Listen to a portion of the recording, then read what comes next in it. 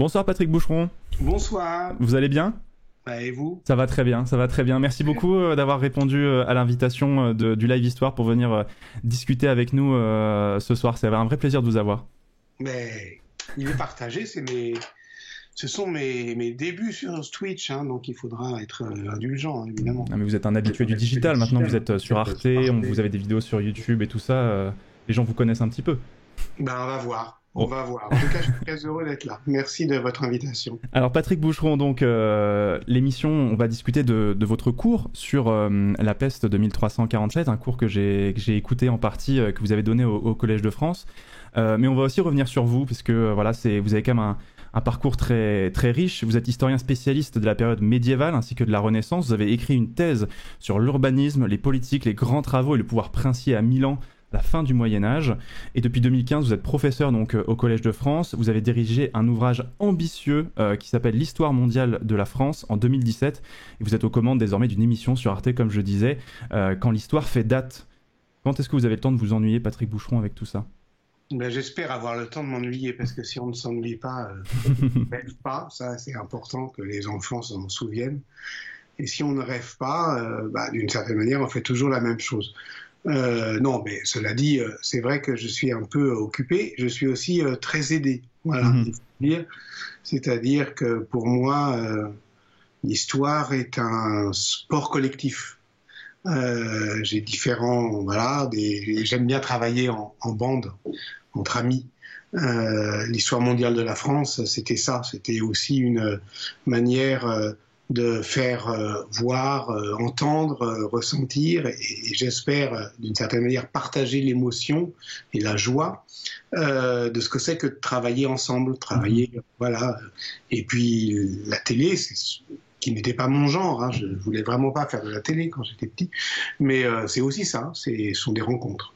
Ce sont des rencontres, c'est presque le début d'un monologue. Ce sont avant tout des rencontres, ce genre de choses. Alors justement, Patrick Boucheron, on va, avant de revenir sur ce dont vous avez donné comme cours au Collège de France, à chaque fois dans l'émission, on prend le temps de revenir sur le parcours de notre invité aussi, parce que c'est toujours intéressant de situer un historien dans son temps, dans son époque, dans son parcours aussi, parce que ça nous permet toujours de situer aussi son propos. Et je pense que c'est même une thématique à laquelle vous êtes sensible sur l'historien, et parce que c'est une phrase que vous disiez, c'est il faut être capable d'accepter quand les choses surgissent à nous, et il faut être capable de le dire, l'historien doit s'exposer, et c'était une première phrase sur laquelle j'aimerais revenir avec vous. C'est une phrase que vous aviez donnée dans une interview. Il faut que l'historien s'expose. Alors, l'historien s'expose, c'est une façon de dire qu'il faut qu'il soit perméable aux choses qui se déroulent autour de lui dans la société, finalement. Oui, l'exposition, il y a plusieurs manières d'entendre ça. Moi, j'entends pas chercher nécessairement la lumière. Je cherche pas en particulier la notoriété, ou alors si elle arrive, et elle est un petit peu arrivée de manière subreptice, j'essaye d'en faire quelque chose, c'est-à-dire en fait de la relancer, de la partager et de la transformer en avancée collective. Mais pour ça, je pense que au fond, s'exposer, ça veut pas dire se mettre en avant, ça veut dire se mettre en danger. Voilà. Alors c'est un danger qui est bien modeste. Voilà, faut pas jouer les héros. Évidemment, dès que vous entendez une jeune actrice dire oh là là, je me mets en danger, on a envie de dire bah oui, ok, mais bon, c'est pas non plus, c'est pas la guerre. Mais enfin, en tout cas, s'afficher avec suffisamment, je dirais, de franchise et de sincérité dans ses doutes, dans son travail, dans sa réflexion. Bon, voilà. La télévision, par exemple, qu'est-ce qu'elle donne comme image de l'histoire ? Une image très maîtrisée, une image très autoritaire. Des gens qui parlent parce qu'ils savent des choses, qui sont même inspirés, qui sont même souvent excités par ce qu'ils racontent.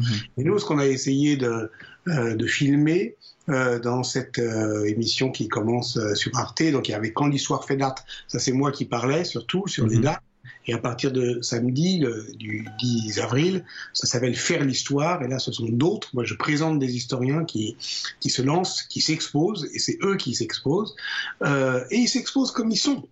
Et ça c'est très très important, de considérer, ah bah tiens, c'est moi. Enfin non, c'est pas moi, ça c'est Christophe Colomb.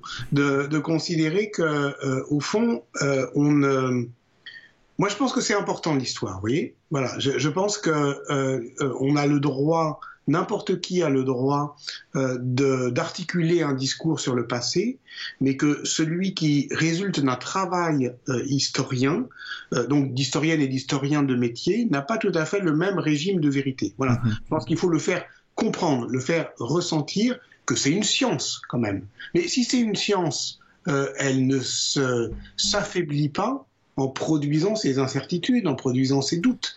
Donc, si je veux être historien, il faut que régulièrement je puisse dire ça je sais pas, ça Et vous le faites parce que c'est ce que vous aviez dans l'un de vos cours que vous donnez justement au Collège de France. Vous n'hésitez pas à dire que voilà, vous aviez des lacunes bibliographiques sur certains sujets et que vous l'avez rattrapé à ce moment-là. Et en fait, pour vous, est-ce que raconter les doutes, raconter le cheminement méthodologique aussi, ça fait partie du travail de l'historien? Non seulement ça fait partie de son travail, mais on ne perd pas d'intérêt chez celles et ceux qui veulent bien nous écouter si on les raconte, si on les met en intrigue. Je suis pas sûr qu'on ne se lasse pas de gens qui disent toujours avoir raison, avoir eu raison avant les autres, ne jamais avoir douté, etc. Moi, quand on est petit, on n'a pas envie d'être historien. On a éventuellement envie d'être archéologue. Bon, voilà. L'archéologie, c'est quoi? C'est tout le monde comprend que c'est difficile, que c'est hasardeux, qu'il s'agit de creuser des trous le plus souvent pas au bon endroit, c'est long, que c'est fatigant, que c'est dangereux. Bon, voilà. Et c'est ça qu'on aime, au fond. Si les gens se passionnent pour l'Égypte, c'est moins pour les pharaons que pour les égyptologues. Ils veulent qu'on leur raconte une enquête. Et pourquoi on lit des romans policiers? Si on lit un roman policier, c'est qu'on aime bien, non seulement l'objet de l'enquête, mais on aime bien regarder celui qui enquête. C'est presque ce qu'on préfère, limite. Ah ouais, c'est un bon détective. Voilà. Ou que ça soit un détective, un flic, n'importe qui, c'est le personnage qui va nous attacher. Et dans la plupart des polars, ce qui nous intéresse, c'est ceux qui sont cabossés, qui ont des failles, qui n'y arrivent pas, qui sont pas voilà. Donc alors ça c'est à la fois intéressant du point de vue de la narration et c'est nécessaire du point de vue, j'allais dire, pardon, ça peut paraître un gros mot, mais quand même aujourd'hui il faut le dire, politique, de dire que si l'histoire est une science, alors comme n'importe quelle science, vous reconnaîtrez celui qui est un travailleur de la preuve au fait qu'il ne dit pas « j'ai toujours raison ». Et s'il dit « j'ai toujours eu raison, je ne doute de rien, c'est moi qui suis dans le vrai », là il y a de quoi s'inquiéter. Pourtant c'est des travers parfois qu'on nous apprend quand on est chercheur, de dire il faut que vous maîtrisiez ce sujet sur le bout des doigts, et du coup être pris à défaut, c'est pas naturel aussi pour des chercheurs. Ouais, c'est vrai. Et c'est pour cela que, au fond, quand je disais c'est un sport collectif, j'étais tout à fait sérieux. Parce que, bien sûr que moi, je me fais une idée assez singulière de mon métier et que j'ai vraiment la chance de pouvoir l'exercer absolument comme je le veux. De manière libre, on va dire souveraine. Je fais ce que je veux. Bon, c'est un privilège exorbitant. Je l'ai gagné en n'ayant jamais fait autre chose que ça. Voilà, c'est en ayant pris ma liberté. Et ça, c'est vraiment important. Et on peut le dire. Alors, s'il y a des gens que ça intéresse, l'histoire ou autre chose, de dire que on ne prend jamais assez tôt sa liberté. Voilà. C'est-à-dire que quand on est contraint, c'est qu'on n'a pas compris qu'on pouvait faire plus que ce qu'on peut faire. Et pour moi, l'histoire, c'est l'art de se souvenir de ce dont on est capable. Et d'une manière générale, que ça soit individuellement ou socialement, on est toujours capable de plus de choses qu'on ne le croit. Voilà. Pour moi, alors ça, c'est pour ça que pour moi, fondamentalement, l'histoire, c'est une émancipation. Parce que quand on regarde, alors là, on est en train de, je sais pas, ça ne veut pas dire que ça marche toujours, hein, mais ça veut dire que si on ne tente rien, ça ne marche pas. Voilà. C'est pour ça qu'on s'intéresse à la commune. Donc ça peut rater. Le plus souvent, ça rate. Mais enfin, il y a quand même une possibilité dans l'histoire qui est beaucoup plus importante qu'on le pense. Une possibilité de liberté. Et est-ce que la liberté, c'est aussi à partir du moment où on a compris qu'on était faillible, mais comme vous le disiez, qu'on avait des connaissances, est-ce qu'on prend une certaine part de liberté aussi à ce moment-là? Oui. C'est cette question-là. Encore une fois, je ne dis pas, je ne veux pas faire le malin. On est plus ou moins, voilà, on est plus ou moins disposé à être libre. Voilà. Bien sûr. Il faut faire un chemin qui est plus ou moins difficile selon les hasards de la naissance, on va dire, de manière générale. Voilà. Et donc, je parle d'une position qui n'était en aucune manière défavorisée. Je ne dis pas qu'elle était privilégiée, hein, voilà, je suis l'héritier de personne, mais elle n'était en aucune manière défavorisée. J'ai eu continuellement de la chance. À partir de ce moment-là, je pense que il y a deux devoirs quand on a eu de la chance. Un, c'est de le dire, c'est de ne pas l'oublier. Voilà. Et deux, c'est de tenter de se rendre serviable au plus grand nombre en ouvrant des possibles. Voilà. C'est très intéressant ce que vous dites. Vous parlez justement de là d'où vous venez. Vous êtes né à Paris en 1965 d'un père médecin. Donc vous plongez d'abord dans la BD, puis dans les livres. Et puis l'histoire, voilà, vous dites que vous êtes même un mauvais élève, et c'est vrai que ça va vous servir dans votre parcours d'enseignant aussi par la suite. Et vous êtes d'abord un littéraire. Vous faites d'abord des études de philosophie, de littérature, avant d'aller vers l'histoire. Comment est-ce qu'on en arrive à l'histoire pour vous dans un second temps? Alors, j'ai pas été un mauvais élève, j'ai pas été continuellement un bon élève. Continuellement un bon élève. Voilà, c'est ça. C'est-à-dire, j'ai pas été toujours intéressé par l'école. Voilà. Et en particulier par l'histoire. Voilà. Par exemple, pendant le lycée, ça ne m'intéressait pas du tout. Voilà. D'accord. Sans hostilité. Mais voilà, j'ai eu 10 sur 20 en histoire au bac, c'est pas honteux, mais enfin je pense qu'on peut faire mieux. Voilà, donc je veux dire que, et ça je l'ai raconté, si vous le savez, c'est parce que je l'ai raconté. Bien sûr. Et je l'ai raconté dans un livre qui s'appelait Faire profession d'historien, parce que c'était le moment, et qui est un livre qui est, alors, peu importe dans la carrière, le moment où on accède au rang de professeur. Voilà. Et je me disais, les gens et on nous demande un petit peu de faire un retour sur notre vie, et parfois ce retour est très court. C'est-à-dire que les gens racontent les 20 dernières années. Là, je me suis dit, mais au fond, c'est pas juste. On devrait pouvoir raconter aussi son enfance et son adolescence, pas pour s'y complaire, mais pour avertir. Voilà, je trouve que si on a la responsabilité d'être prof, et moi je suis un prof, il faut se demander si on a été continuellement heureux à l'école et pourquoi on l'a pas quitté. Et moi je pense que quand je dis j'ai pas été continuellement un bon élève, l'histoire ne m'a pas continuellement intéressé, c'est aussi une manière de dire que moi, ça ne me choque pas si les gens ne sont pas intéressés par ça. Je trouve ça plutôt normal. Je veux dire, j'ai pas, par exemple, j'ai été un lecteur à Eclipse. J'ai beaucoup lu, et puis à certains moments, et ça m'arrive encore aujourd'hui, je ne lisais plus. Il n'y avait plus grand-chose qui m'intéressait. Alors, qu'est-ce qui vous a amené à l'histoire si ce ne sont pas les livres, alors? Alors, ce sont d'autres livres que des livres d'histoire. D'accord. Je me suis mis à beaucoup lire parce que je suis toujours fils unique. Bon, donc là, vous parliez de l'art de s'ennuyer inévitablement quand on est fils unique. Ben voilà, il faut quand même trouver des occupations. J'étais dans un milieu, je vous l'ai dit, favorisé. Mon père était anesthésiste, il travaillait beaucoup, et ma mère s'occupait de moi, à plein, et elle me sortait tout le temps, elle m'amenait tout le temps au cirque, au cinéma et tout. Voilà. Donc j'étais comme ça dans cette sorte de je sais pas comment dire, enfin d'attention permanente. Voilà. Donc j'étais sous le regard en fait des adultes. Bon.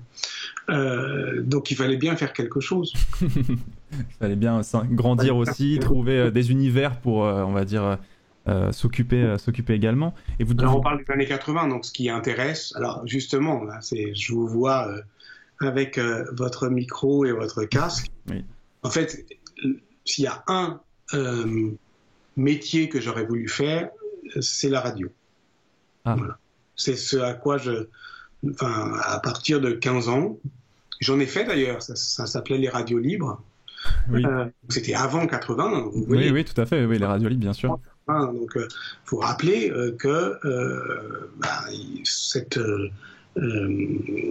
la bande FM, c'est-à-dire le fait que maintenant c'est réglementé, mais enfin que quand même on peut créer des radios, et bien ça date de 1981. Avant, la radio était un monopole d'État. Mais ça avait commencé à craquer parce que il y avait des radios libres, voilà. Et moi j'ai fait ça pendant plusieurs années, et c'est ça qui me plaisait. C'était pas des émissions, c'était des émissions qui se voulaient drôles, comiques. Ah d'accord. Je veux dire, vous parliez de quoi justement dans ces émissions? C'était, je passais de la musique, voilà, comme on faisait. Et puis je faisais des sketchs, je faisais des trucs comme ça, quoi. Oui, je vois, c'est après. Je suis sûr que vous voyez. Oui, j'ai fait aussi de la radio étudiante, du coup, et les radios universitaires maintenant qui sont un petit peu les héritières d'une certaine manière de ces radios libres aussi. Et j'ai un ami qui a fait sa maîtrise sur les radios libres, donc du coup on a beaucoup discuté ensemble également. Donc ensuite l'histoire arrive dans un second temps. Vous passez notamment l'agrégation en 1988. Et vous par là, vous faites de l'agrégation justement sur l'urbanisme, cette question d'urbanisme, parce que, et c'est intéressant parce que ce que vous dites, c'est que l'histoire, vous l'avez aussi découvert par les lieux, parce que vous avez été, vous lisiez beaucoup, comme vous le disiez, mais l'histoire aussi par des profs que vous avez entendus, qui vous ont amené dans des lieux d'histoire. Ça vous a permis d'appréhender. C'est comme ça aussi que vous êtes intéressé à cette discipline. Oui,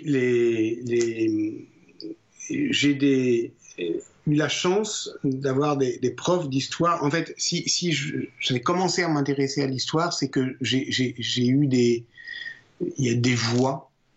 C'est pas la vocation, c'est pas une voix religieuse. Hein, personne ne m'a parlé de haut. Non, on m'a parlé justement à ma hauteur. Des gens, qui étaient mes profs quand j'avais 20 ans. Donc je peux les citer, c'est Jean-Louis Biget, Yvon Tébert. À ce moment-là, je venais de rentrer à l'école normale supérieure de Saint-Cloud. Et ce qu'ils faisaient, ils nous considéraient vraiment comme des jeunes cons qu'il fallait en fait libérer, qu'il fallait au sens propre délivrer, c'est-à-dire il fallait qu'on sorte le nez de nos livres. Voilà, on avait réussi un concours. Et le pire qui puisse nous arriver, c'est qu'on reste bloqué là. On reste bloqué sur ce truc. Ah j'ai réussi un concours, je suis le meilleur et tout. Et voilà. Non, il fallait nous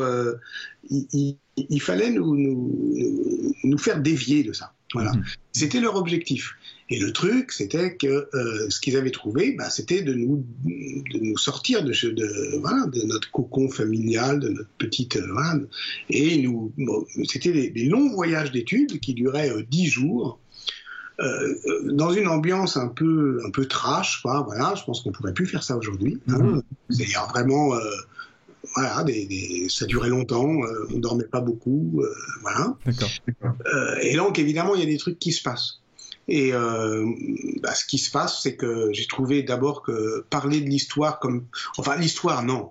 En fait, ces gens-là, pour moi, c'était pas des modèles intellectuels, c'était des modèles de vie, tout court. de liberté. Mhm. Voilà. J'ai trouvé que c'était bien de vivre comme ça. Voilà. Qu'est-ce qui était bien? D'abord, de s'intéresser à la jeunesse. Ils avaient l'âge que j'ai maintenant, même plus jeune. Mais je veux dire, on perd vite le fil quand même. Voilà. Donc, être prof, ça veut dire quand même être avec des gens qui tous les ans auront un an tous les ans, vous aurez un an de plus qu'eux. Voilà. Mm-hmm. Moi, j'ai commencé à être prof, j'avais 5 ans de différence avec mes étudiants. Puis au fur et à mesure, voilà. Donc, il faut quand même travailler à pas être totalement décroché, quoi. Voilà. Donc, il y avait ça. Et puis, il y avait que ces voyages, ils étaient plutôt au Maghreb, j'étais en Algérie, au Maroc, en Tunisie, mais aussi au Portugal, en Sicile. Bon, c'était beaucoup en Méditerranée. Et puis ça nous ouvrait les horizons. Attention, c'était pas que des visites culturelles. Hein. Je veux dire, il nous est rentré dans des usines aussi, par exemple. On faisait de la géographie comme ça, quoi. Bon, voilà. De travaux pratiques à grande échelle, quoi. Ouais. Je me suis dit, ça c'est bien. Et puis alors, je me suis intéressé à l'histoire urbaine, voilà. Ils s'en faisaient tous, plus ou moins. Je me suis intéressé à cette manière, au fond, de raconter des lieux en cheminant, voilà. Et c'est ça qui m'a donné l'envie. Et puis, par ailleurs, je me suis toujours intéressé à l'architecture. Voilà. D'où la thèse dont vous parlez sur le pouvoir de bâtir, c'est l'urbanisme, l'architecture à la fin du Moyen-Âge en Italie. Voilà, mais c'est un cheminement qui... c'est vrai que pour avoir discuté avec beaucoup d'historiens, c'est un cheminement qui reste atypique quand même aussi, parce que justement cette idée de... je trouve qu'il est atypique dans le sens où souvent quand on fait un cheminement historien, et je le vois aussi avec des camarades à moi, il est très universitaire et finalement on se rend rarement sur des lieux où on reste beaucoup justement dans les bibliothèques. Les fois où on va sortir, c'est quand on fait sa maîtrise, quand on a la chance de pouvoir avoir des témoins de certaines choses, ou quand on va dans des archives, mais rarement dans cette idée d'appréhender l'espace, d'appréhender des endroits différents et qui sont parfois périphériques de nos, on va dire, de nos domaines de prédilection quand on parle d'histoire. Mais c'est pour ça d'ailleurs, en fait, ce que j'ai fait le plus continuellement dans ma vie d'enseignant, maintenant c'est fini depuis 2015 puisque voilà, j'enseigne dans des conditions particulières dont on pourra parler, mais ce que j'ai fait le plus continuellement, c'est organiser des voyages. Oui. Et au fond, moi je vais vous dire un truc, ce que j'aime faire, c'est organiser des voyages, même dans un cadre privé, familial. C'est ça qui me plaît. C'est-à-dire trouver au fond un itinéraire, un chemin et un cheminement qui ait un sens. Voilà. C'est pour ça que quand les gens aujourd'hui, parce qu'il y en a, hein, faut pas croire, il y a beaucoup de... alors que la situation elle est terrible pour les étudiants, elle est terrible pour les jeunes, etc. Voilà. Moi, ce que je ressens, je peux le dire simplement, je ne m'aime pas suffisamment pour me contenter d'être avec moi-même. Donc, quand je ne peux pas rencontrer d'autres gens, je m'ennuie, je m'assèche, je m'appauvris. Bon, voilà. Mais faut pas croire, il y a quand même beaucoup de mes collègues qui trouvent que la situation, elle est très confortable. Après tout, ils n'ont plus de cours à faire, ou alors ils les font par Zoom. Ils sont chez eux, ils ont des bouquins, tout va bien. C'est ce qu'on appelle la vie lettrée. Voilà. Moi, je ne me suis jamais senti heureux là-dedans. Alors, jette pas la pierre, c'est pas une question de morale. C'est simplement que, oui, en vous écoutant et en parlant, je comprends mieux que, vous savez, on nous parlait de l'histoire de grands vents. C'est comme ça que Braudel, voilà, l'histoire de plein air et tout. Ben moi, j'ai pris ça au sérieux. Donc, quand aujourd'hui, on nous dit « Non, mais vous, ça va, c'est bon, vous pouvez continuer à travailler », moi, non, je ne peux pas continuer à travailler. Je travaille différemment, mais la manière que, pour moi, qui était mon travail, c'est-à-dire sortir, voyager, rencontrer des gens, non, pour l'instant, je peux pas le faire. Voilà, comme tout le monde, je vais pas m'en plaindre. Mais il faut trouver d'autres choses à faire. D'accord. Bah oui, c'est ça. Mais en fait, ça transparaît un petit peu dans ce que vous dites. C'est ce souci de dialogue, de discussion, de rôle de l'historien aussi. C'est quand même quelque chose qui habite votre travail. Et souvent, quand j'entends les interviews de vous, c'est quand même une question que vous vous posez régulièrement, une question que vous posez régulièrement aussi. Et c'est un petit peu dans le sens de désormais cette chaire que vous occupez au Collège de France, c'est-à-dire cette envie de dispenser le savoir de manière universelle, gratuite aussi.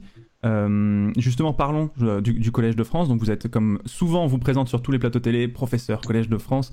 C'est que c'est assez ronflant quand même comme titre. Qu'est-ce que c'est que le Collège de France?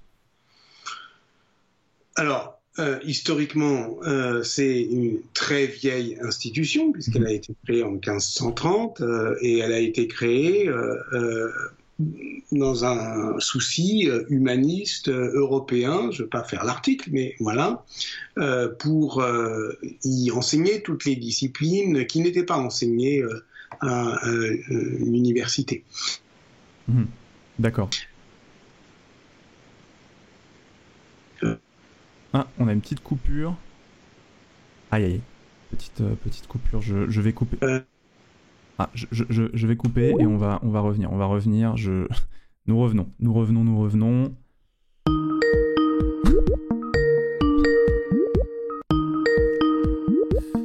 Aïe aïe, les problèmes.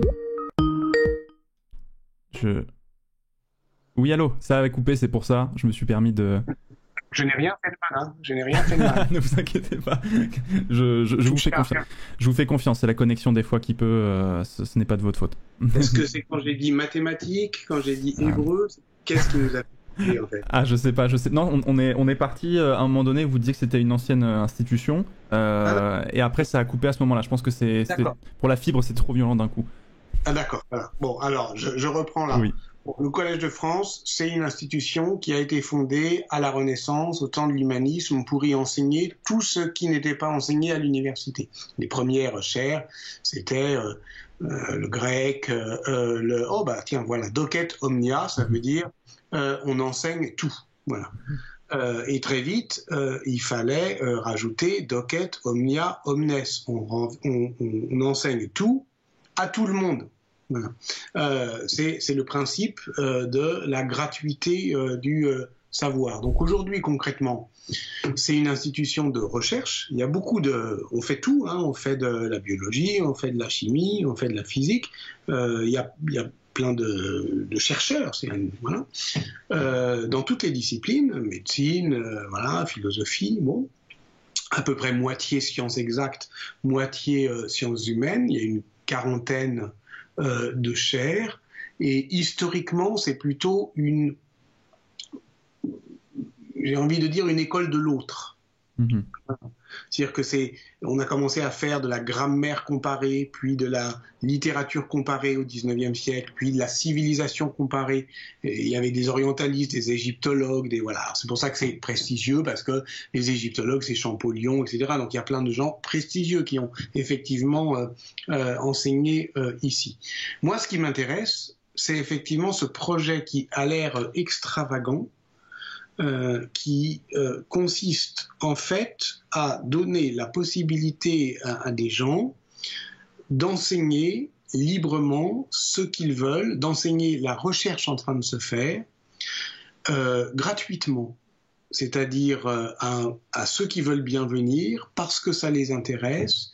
Ils n'ont rien à y gagner, on ne délivre pas de diplôme, il n'y a pas de programme.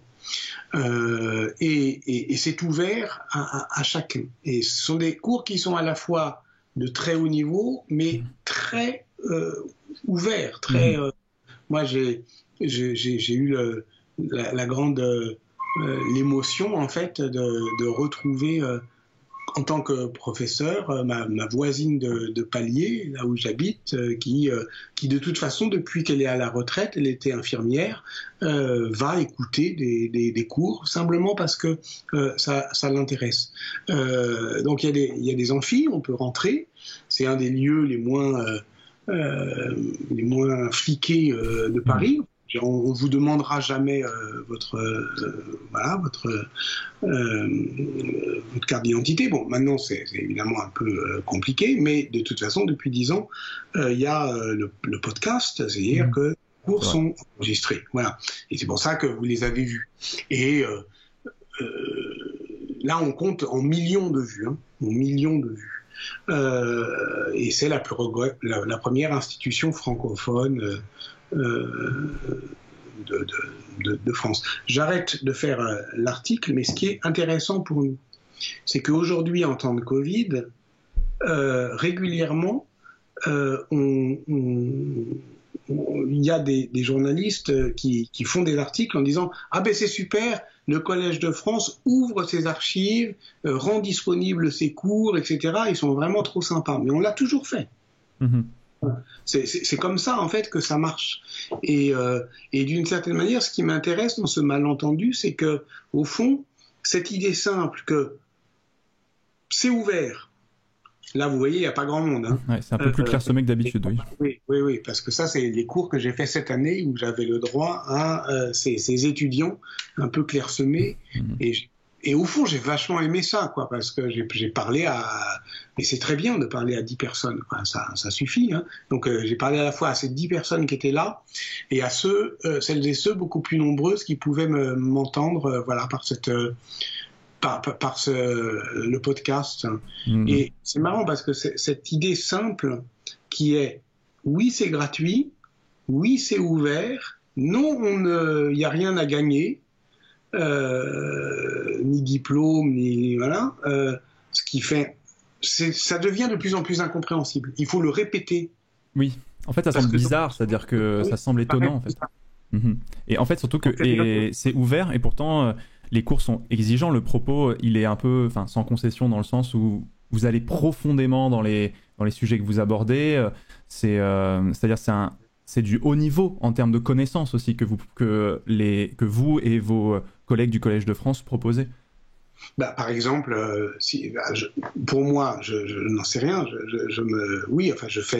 Je fais de mon mieux. Voilà. En tout cas, ce que je peux vous dire, c'est que je suis pied au plancher. Je suis au maximum. Je peux pas plus. Voilà. Je fais de mon mieux. Voilà. Je peux pas plus travailler pour un cours. Je peux pas plus lire, étudier. Voilà. Je fais de mon mieux. C'est ce que je peux produire. Pour ça, alors, ceux qui font cours, les profs vont hurler. On a 12 heures de cours par an. Okay. Oui. Et il s'agit c'est des cours. C'est enseigner la recherche en train de se faire. Par exemple, pour un chimiste, ça veut dire, pas, tiens, cette année, je vais vous faire un cours sur le carbone, parce que non, ça veut dire, j'ai un laboratoire, je fais des expériences, voilà mes résultats. Et eux, ils ont moins d'heures de cours à faire, ils ont 9 heures par an. Et des fois, ils disent, ah merde, là, cette année, ce que j'ai à dire, ça tient en 3/4 d'heure. Ah oui, c'est difficile. Bah ouais. Et ça, c'est très touchant aussi, parce que c'est ça la science. Alors en histoire, non, ça se passe pas comme ça. On peut broder, quoi. Ça. Voilà, il suffit de s'y mettre, quoi. On peut pas, je peux pas. C'est pas possible de voir un historien ou d'ailleurs un sociologue, enfin c'est ça, arriver en disant cette année, désolé, mais c'est très décevant quand même. C'est-à-dire voilà. On en est là pour la recherche, c'est. Ouais, ça, non. Oui. Non, ça c'est pas raisonnable. Mais par exemple, concrètement, un historien, enfin moi je suis un historien d'Italie, donc je peux parler en Italie, enfin c'est compliqué, hein. Je vais quand même, c'est quand même compliqué aujourd'hui d'aller dans les bibliothèques, dans les archives. Donc il m'a fallu aussi adapter ma recherche à la situation dans laquelle on vit à la situation depuis un an. Bien sûr. Alors justement, c'est un enseignement libre, comme vous le disiez, où vous avez le choix du sujet que vous allez et du cours que vous allez dispenser justement cette année. Vous avez décidé, justement, de faire ce sujet, la peste noire. forcément c'est un sujet qui fait écho évidemment à l'actualité, et c'est aussi fait écho à parce que vous citez régulièrement Freud dans des interviews, et vous dites que voilà, Freud trouvait un écho dans l'histoire au temps qui se déroule sous nos yeux, ou au temps qu'on vit aujourd'hui. Est-ce que ce sujet sur la peste noire, c'est un petit peu ça aussi? Trouver des réponses, peut-être pas, mais au moins trouver des parallèles. Peut-être, oui, vous avez raison. D'abord, il faut dire que c'est un sujet qui m'intéresse depuis longtemps, que j'ai commencé à travailler, c'est-à-dire à y réfléchir, à en rêver depuis au moins 5 ans. J'avais fait un livre qui s'appelait Conjurer la peur. Je pense qu'il est paru en 2013, donc vous voyez, ouais, ça doit être ça, et qui est sur une fresque, qui est la fresque d'Ambrogio Lorenzetti à Sienne, la fresque dite du bon gouvernement, de 1338. Il décrit une peur politique. Nous, on sait que 10 ans plus tard, il va mourir, mais d'autre chose. Il va mourir de la peste. Lui, il avait peur de... Ah ben voilà, c'est ça. Sienne, 1338. La peur dont il est question, en 1338, c'est une peur politique. Il a peur de la tyrannie.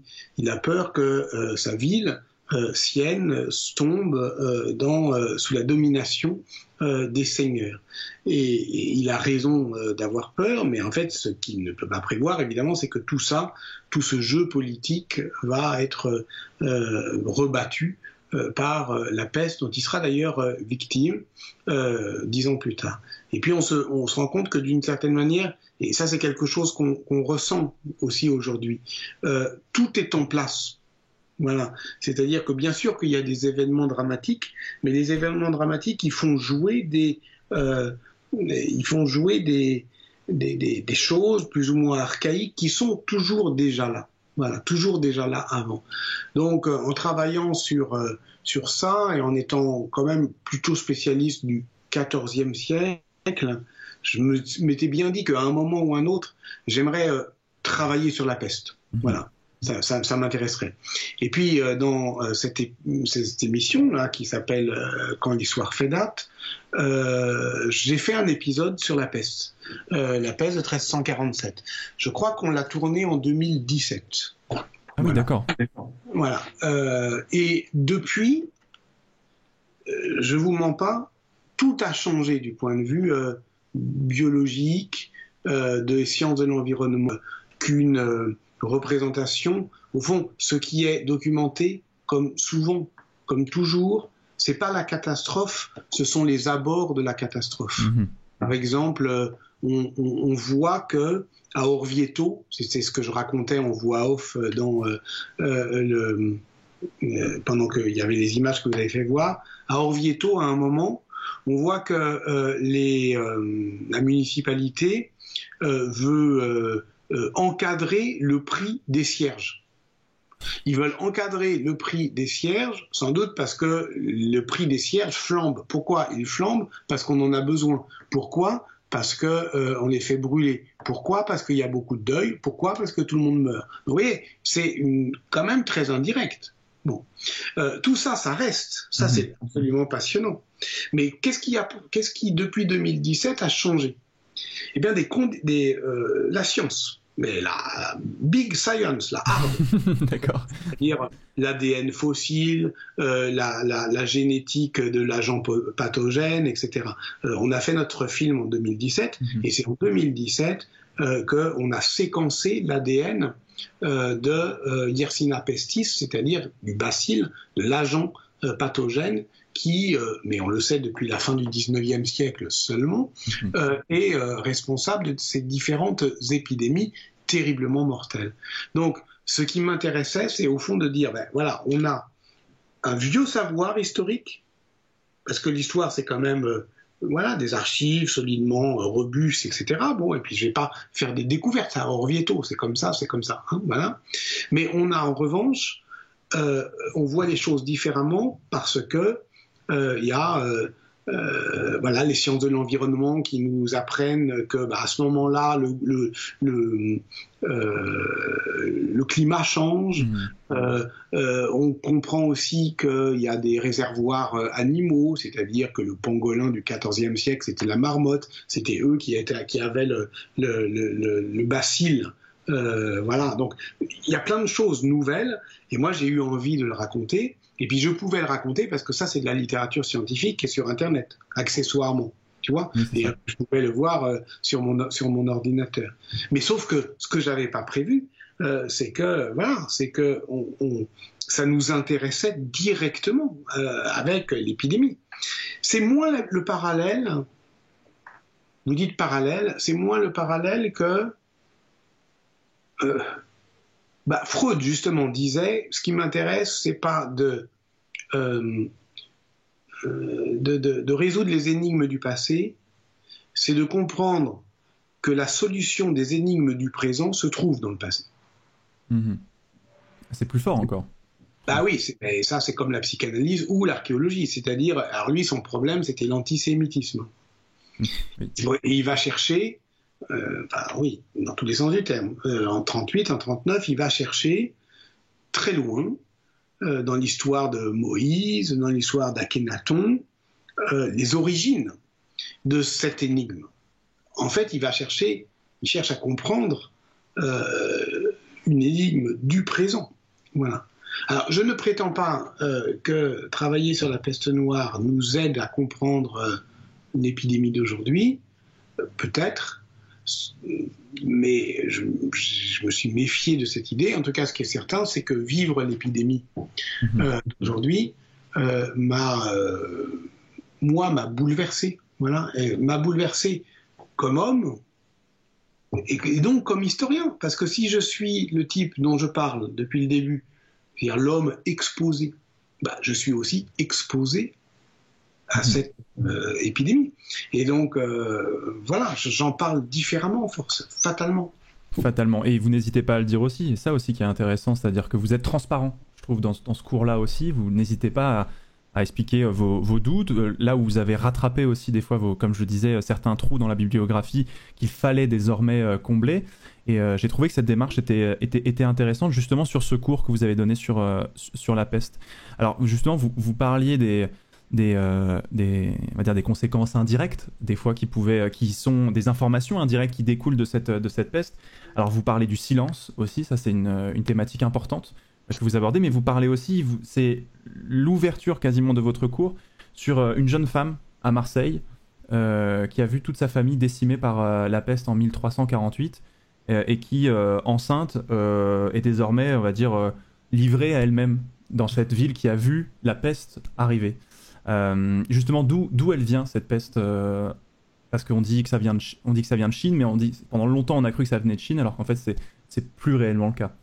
Non, on pense plutôt aujourd'hui qu'elle s'est réveillée en Asie centrale, sans doute une dizaine d'années avant le moment où elle arrive en Europe en 1347, et on sait aussi que c'est une résurgence d'une maladie, alors qui est apparue quand ? Relativement récemment du point de vue de l'histoire de l'humanité, c'est-à-dire probablement à l'âge du bronze. Alors on va dire quand même, c'était il y a 5000 ans. Mais ça n'a rien à voir avec la tuberculose, par exemple, qui est une très vieille maladie, ou la lèpre, qui est une maladie plus vieille encore.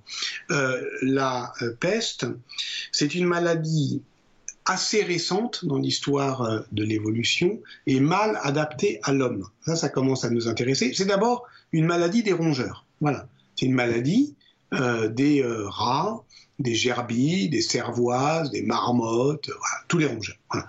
Et de temps en temps, elle passe à l'homme par un vecteur indirect. Donc là, on a compris, pour la peste, c'est très probablement la puce du rat qui l'amène à l'homme. Mais il faut, pour que la puce affamée daigne piquer un homme et l'infecter, qu'elle ait tué tous les rats. parce que qu'elle n'ait plus le choix, parce qu'elle préfère les rats aux hommes. C'est aussi une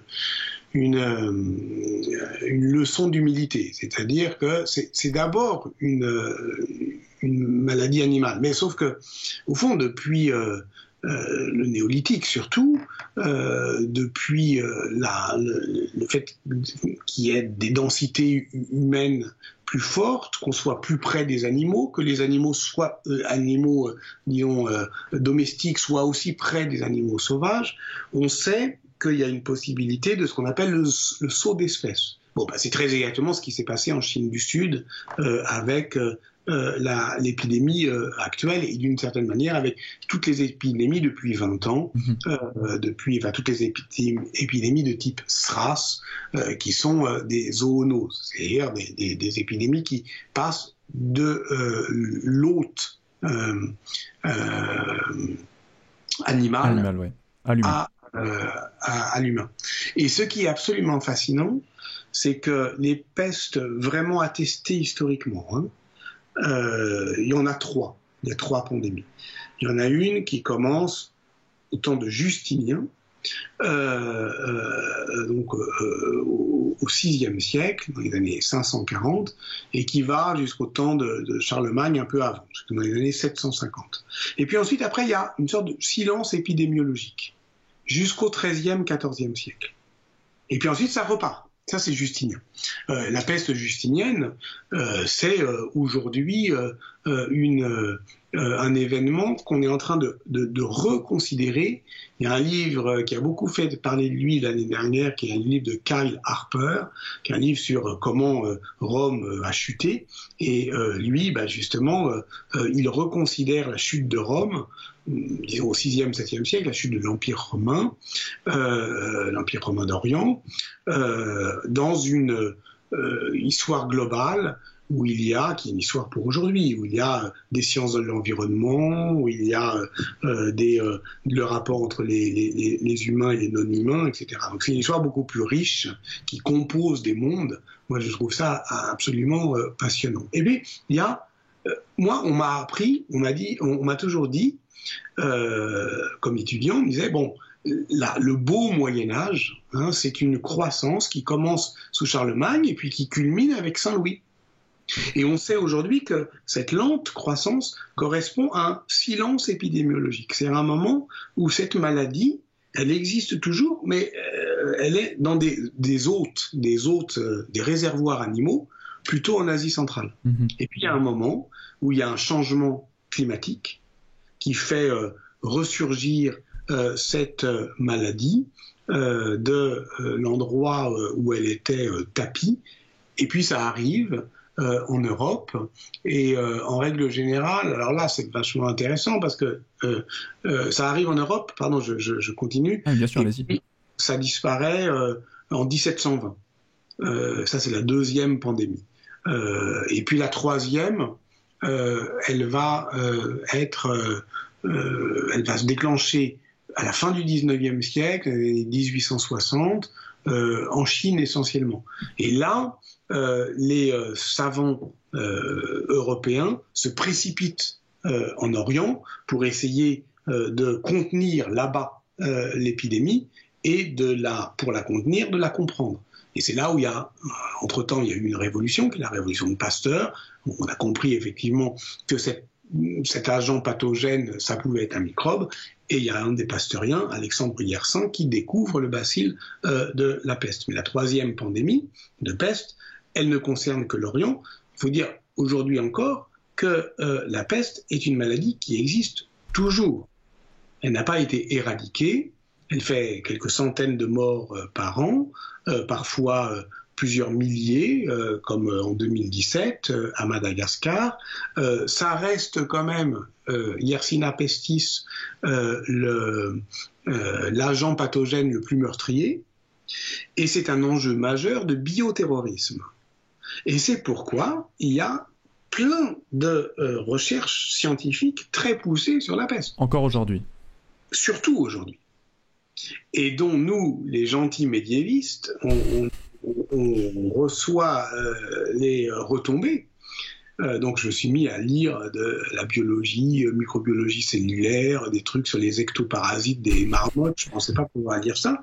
Mais pourquoi il y a de l'investissement public là-dedans? C'est pas pour nous faire plaisir à nous. C'est parce que c'est une maladie d'aujourd'hui.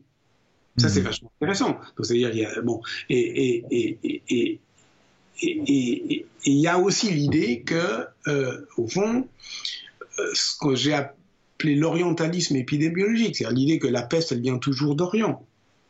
Il faut aussi, c'est une idée dont il faut pouvoir se défaire. Parce que, par exemple, moi, je me suis appuyé sur des travaux récents qui tentent à prouver que la peste, elle arrive en Europe en 1347 et elle y reste.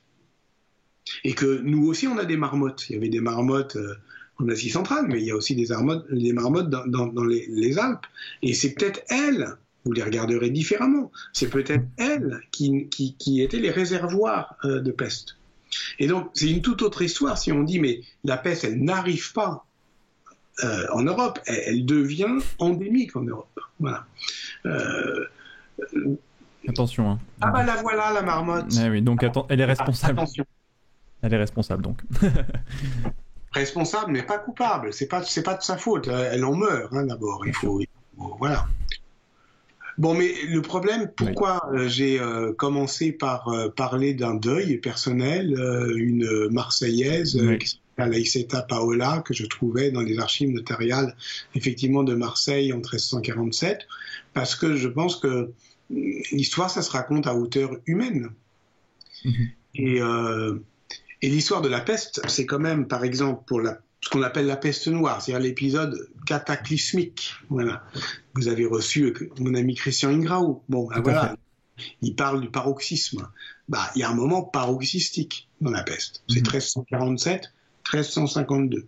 Un moment où il y a peut-être 60% de la population européenne qui disparaît en 5 ans. 5 ans, c'est la rapidité. Enfin, est-ce qu'il y avait une. La plus grande catastrophe, hein, la plus grande catastrophe TTC de l'histoire de l'humanité. Est-ce qu'il y avait. Parce que souvent, quand on parle de la grippe espagnole qui arrive en Europe, on parle d'une partie de la population affaiblie par 4 ans de guerre, avec la Première Guerre mondiale. Est-ce qu'il y avait des prédispositions qui faisaient que cette maladie allait faire des ravages sur ce territoire? Oui. Là. À cette question, on peut répondre assez sûrement oui, parce que précisément il y a un changement climatique, il y a des hivers pourris, pluvieux, des mauvaises récoltes, beaucoup de famines. Les premières famines, c'est 1315, 1316, et c'est une population qui est à la fois pleine, c'est quand même des maladies de la mondialisation, tout ça, hein, des maladies de la densité humaine, de l'interconnexion des économies et de populations qui sont biologiquement affaiblies. Mais donc il y a 2 choses à comprendre. Il y a le fait que ça devient une maladie.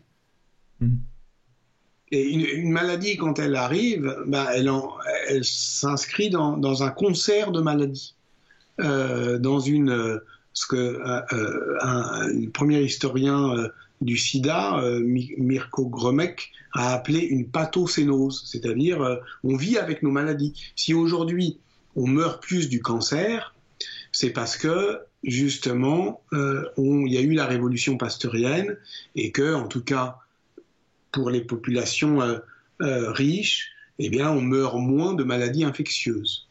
C'est d'ailleurs si vrai que encore aujourd'hui, à l'hôpital Saint-Louis, le service des maladies infectieuses, ça s'appelle les maladies infectieuses et tropicales. Donc ça veut dire que l'infection microbienne, c'est pour les autres, c'est pas pour nous. Bon, voilà. Pour ça aussi que c'est intéressant de voir une maladie infectieuse, hein, quand même, hein, la Covid, qui aujourd'hui concerne tout le monde. Bon. Mais donc il y a des pathocénoses, ça veut dire que si on se met à mourir plus du cancer depuis le XXe siècle, c'est parce que avant, les gens mouraient d'autres choses et n'avaient pas le temps de développer des cancers. Voilà. Bon. Donc, on peut dire, au fond, c'est une maladie. Et il faut bien mourir de quelque chose. Et la résilience des populations médiévales qui nous étonne, peut-être qu'elle n'est pas si étonnante que ça, parce qu'ils étaient quand même habitués à des taux de mortalité que nous, on trouverait effrayants. Bon. Mais là, il y a une surmortalité, c'est-à-dire qu'il y a quand même un moment paroxystique. C'est-à-dire, dans les villes, c'est quand même là où il y a des fortes densités, en gros, c'est 2 personnes sur 3 qui meurent. C'est des foyers balayés, quoi. Bah oui, et donc voilà, donc il faut voir à hauteur humaine qu'est-ce que ça veut dire une femme qui se retrouve, voilà, elle a perdu son mari, son père, ses sœurs, sa mère, et surtout, c'est moi ce qui m'a intéressé, je vais vous dire, c'est on est 3, il y en a 2 qui meurent, le troisième, il recommence comme avant. Il ne change rien. Comment on fait? Comment on repart? L'après. L'après. La conséquence directe finalement de 5 ans où finalement plus de la moitié effectivement de la population est partie. Alors déjà, il y a le pendant aussi qui est intéressant parce que vous expliquez un petit peu, et c'est marrant, Christian Ingrao aussi là, dans sa thèse parlait du silence, mais vous parlez aussi du silence justement lié à cet épisode de la peste, parce que évidemment moi les questions que j'avais envie de poser de prime abord quand je redécouvrais le sujet, c'était quels sont les chroniqueurs qui ont écrit dessus, comment est-ce qu'on arrive à se rendre compte au jour le jour finalement de l'évolution de cette peste. Et vous disiez que finalement c'était plus le silence qui allait être, on va dire, témoin de ce ravage, de ce cataclysme justement, puisque il y a certains textes où on n'a plus rien pendant 2 ans, où des choses qui étaient journalières disparaissent et on a des trous, et c'est ça qui alimente aussi finalement la recherche autour de ce sujet. Alors, on a quelques grands textes. Il y a le Décameron de Boccace, il y a Jean de Venette qui fait une chronique à Paris. Il y en a dans toute l'Europe, et tout ça est déjà bien identifié, bien cartographié. Ça, ce sont des choses qui sont déjà bien connues et sur lesquelles je n'ajoute pas grand-chose. Il y a déjà des grands livres de synthèse là-dessus. Mais globalement, c'est vrai que l'événement, il est moins documenté qu'on le pense, ou que les historiennes et les historiens ne peuvent l'espérer, et que c'est exactement ce que vous dites, c'est-à-dire que c'est le manque de documents qui documente le manque. Voilà. Tout ce qu'on peut dire, c'est qu'il y a un moment où ça manque, il se passe plus rien et ça reprend. Pour donner un exemple, Aleiceta Paola, là, je commençais par elle. Bon, c'est un nom sur un registre notarié. Donc, un registre notarié, vous voyez, c'est la documentation des ordinaires, des mariages, des naissances, des enterrements, des ventes. Bon, voilà, c'est une sorte de chronique de la vie de relation. Mm-hmm. Donc, on a des notaires dans toutes les villes, pas seulement italiennes. J'en avais étudié un en Avignon, justement. Et le passage de la peste, c'est concrètement, c'est quoi? C'est un registre qui, avec quelqu'un qui écrit, qui s'arrête. Là, en l'occurrence, je crois que c'est en août 1347. Et puis, un blanc. Et quelqu'un qui reprend. Une autre personne. En septembre 1349. Avec une autre écriture, comme vous le disiez. Une autre écriture. Donc il y a un blanc. Et alors, c'est assez terrifiant. Mais ce qui est très frappant aussi, c'est que on s'attend à un truc. Il ne s'épanche pas trop.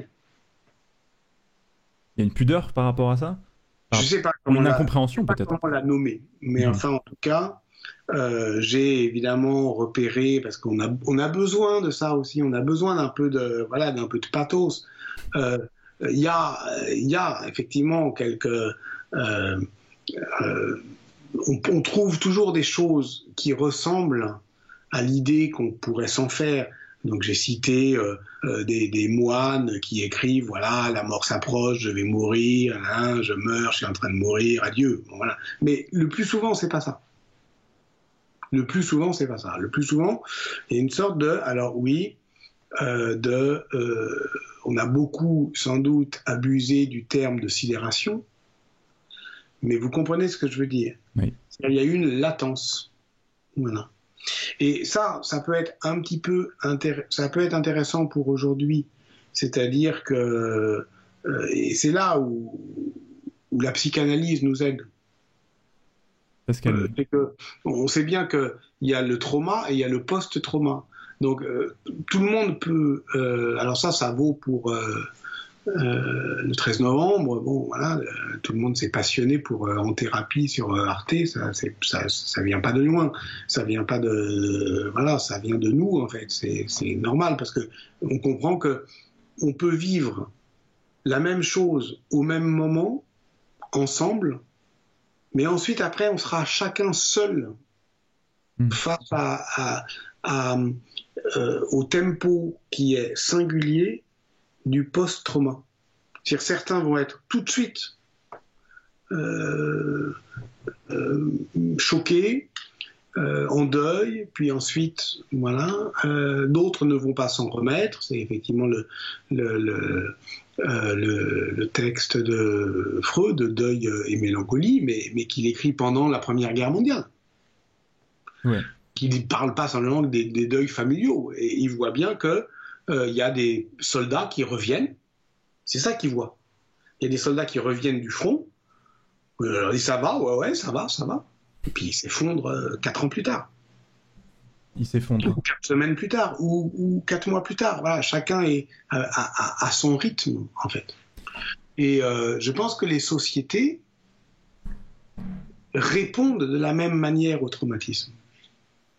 Ah, c'est-à-dire une sorte de déni. Il y a un passage un peu de déni, et puis en fait, on se rend compte qu'au fur et à mesure, ça rentre un petit peu dans les mœurs. C'est-à-dire que il y a aussi l'iconographie qui va évoluer par rapport aussi à cette peste-là, avec des peintures, les danses macabres aussi, ça vient de là. Donc peut-être qu'on se le dit pas, mais on le constate finalement.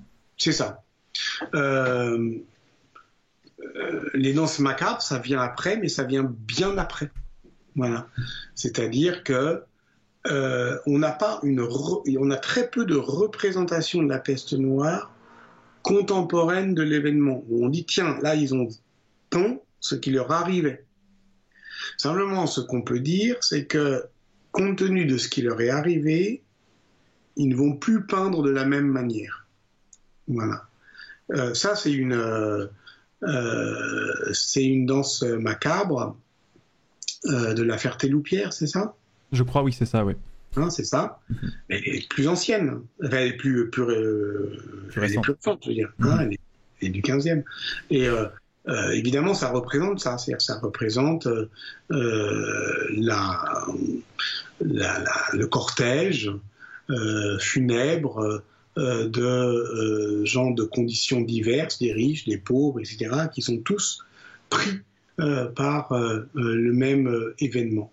Et la danse macabre, elle décrit cette sorte de communisme de la mort de masse, quoi. Le fait que voilà, la peste ne fait pas de détails. En réalité, si, quand même.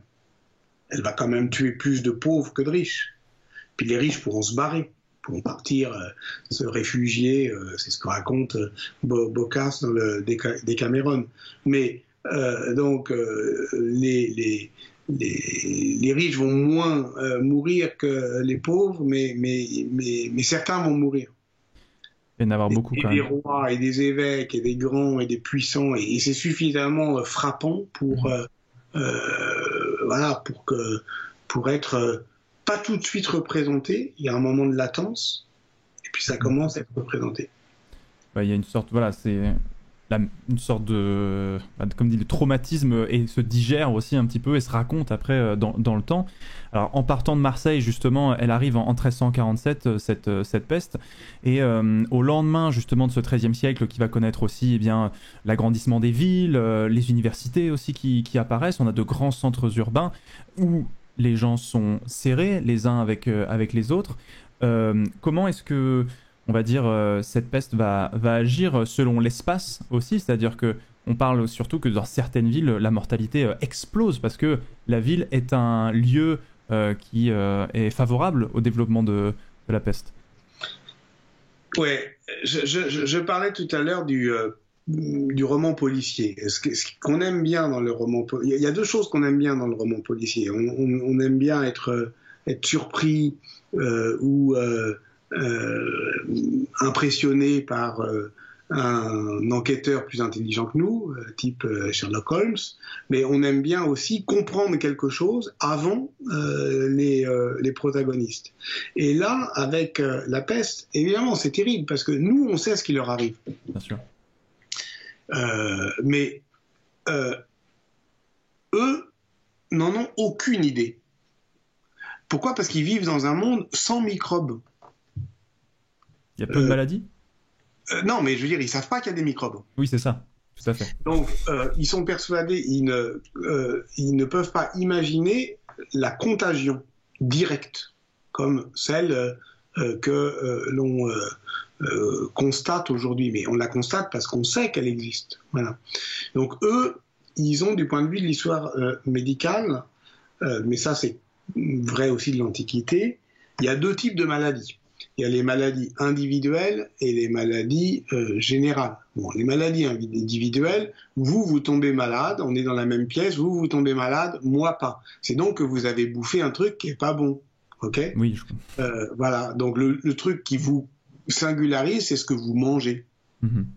Voilà, c'est ce qui rentre dans votre corps et pas dans le mien. Donc, très simplement, la médecine antique et médiévale est une médecine des régimes. Donc, si vous avez une maladie particulière, c'est que, en fait, il faut améliorer votre régime. Mais si tout le monde tombe malade en même temps, c'est donc que la cause est dans ce qui nous est commun, c'est-à-dire l'air qu'on respire. Donc, ils pensent que l'air est empoisonné. D'accord, et donc ils vont essayer de purifier l'air, on va essayer de... Ça, ils savent qu'ils peuvent pas. Oui, ils vont essayer de purifier l'air. Ils savent donc avec des grands feux, etc., se mettre des masques, etc. Mais certains sont... C'est ça qui est presque poignant. C'est-à-dire on est là devant avec eux et on dit mais tu vois pas ce qui est en train d'arriver.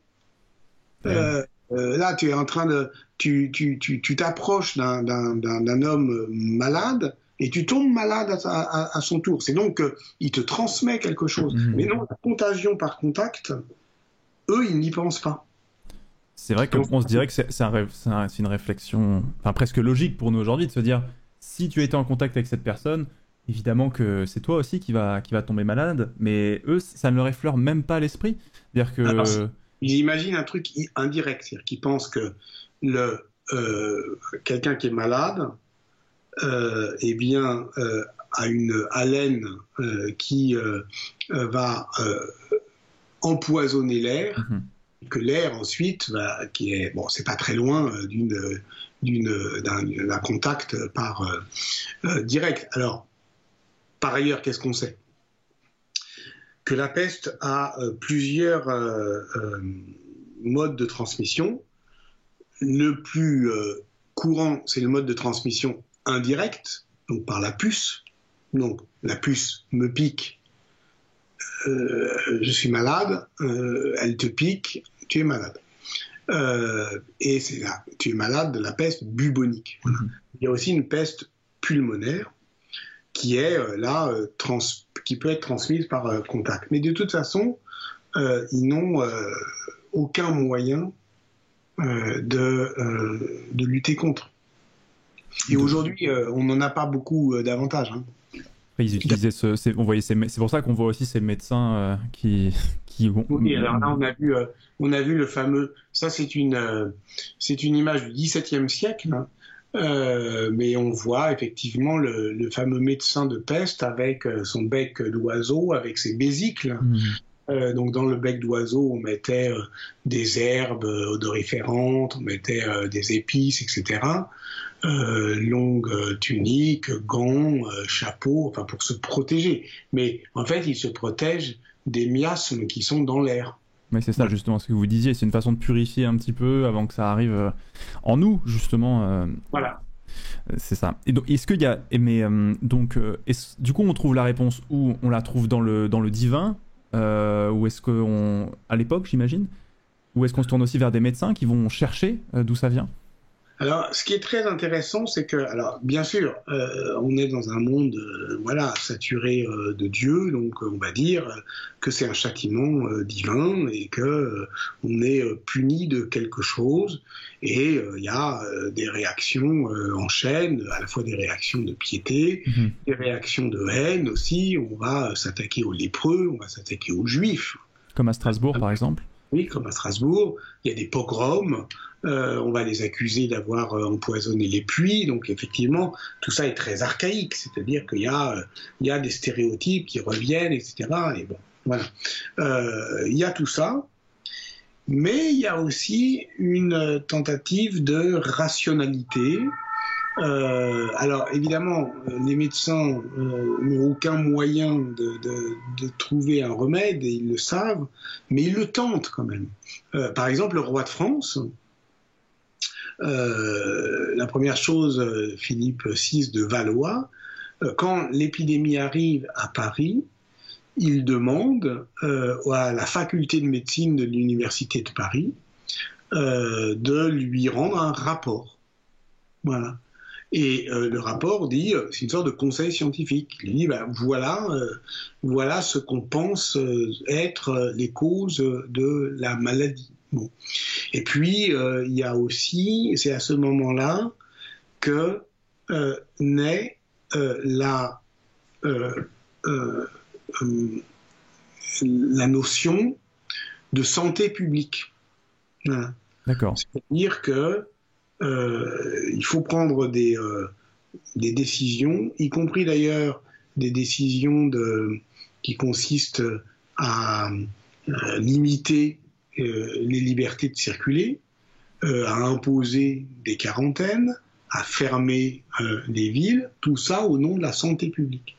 Il y a des officiers qui se mettent à vouloir défendre des édits. On va essayer d'avoir une politique hygiéniste de la ville. Donc tout ça se met en place. Il ne faut pas imaginer une société terrorisée, paniquée et devenant meurtrière. Alors elle l'est, oui, voilà. Pour moi, j'ai pas fini. Hein. L'année prochaine, je continue. Et puis même, vous n'avez pas encore fini votre cours, vous avez encore des cours après, mais il y a... Voilà, et je vais parler de ça, je vais parler des pogroms, etc., bien sûr. Et là, j'ai aussi beaucoup parlé de cette forme de rationalité, essayer de comprendre la rationalité. Pour l'époque, cette rationalité pour eux, c'est-à-dire qu'est-ce que la rationalité, quelle est la réaction normale pour les gens de ce moment-là, parce que c'est essayer de se mettre à leur place, aussi. Donc il y a aussi ça, donc ça va... Est-ce que, comme vous le dites, il y a une sorte... les gens continuent à vivre malgré cette maladie.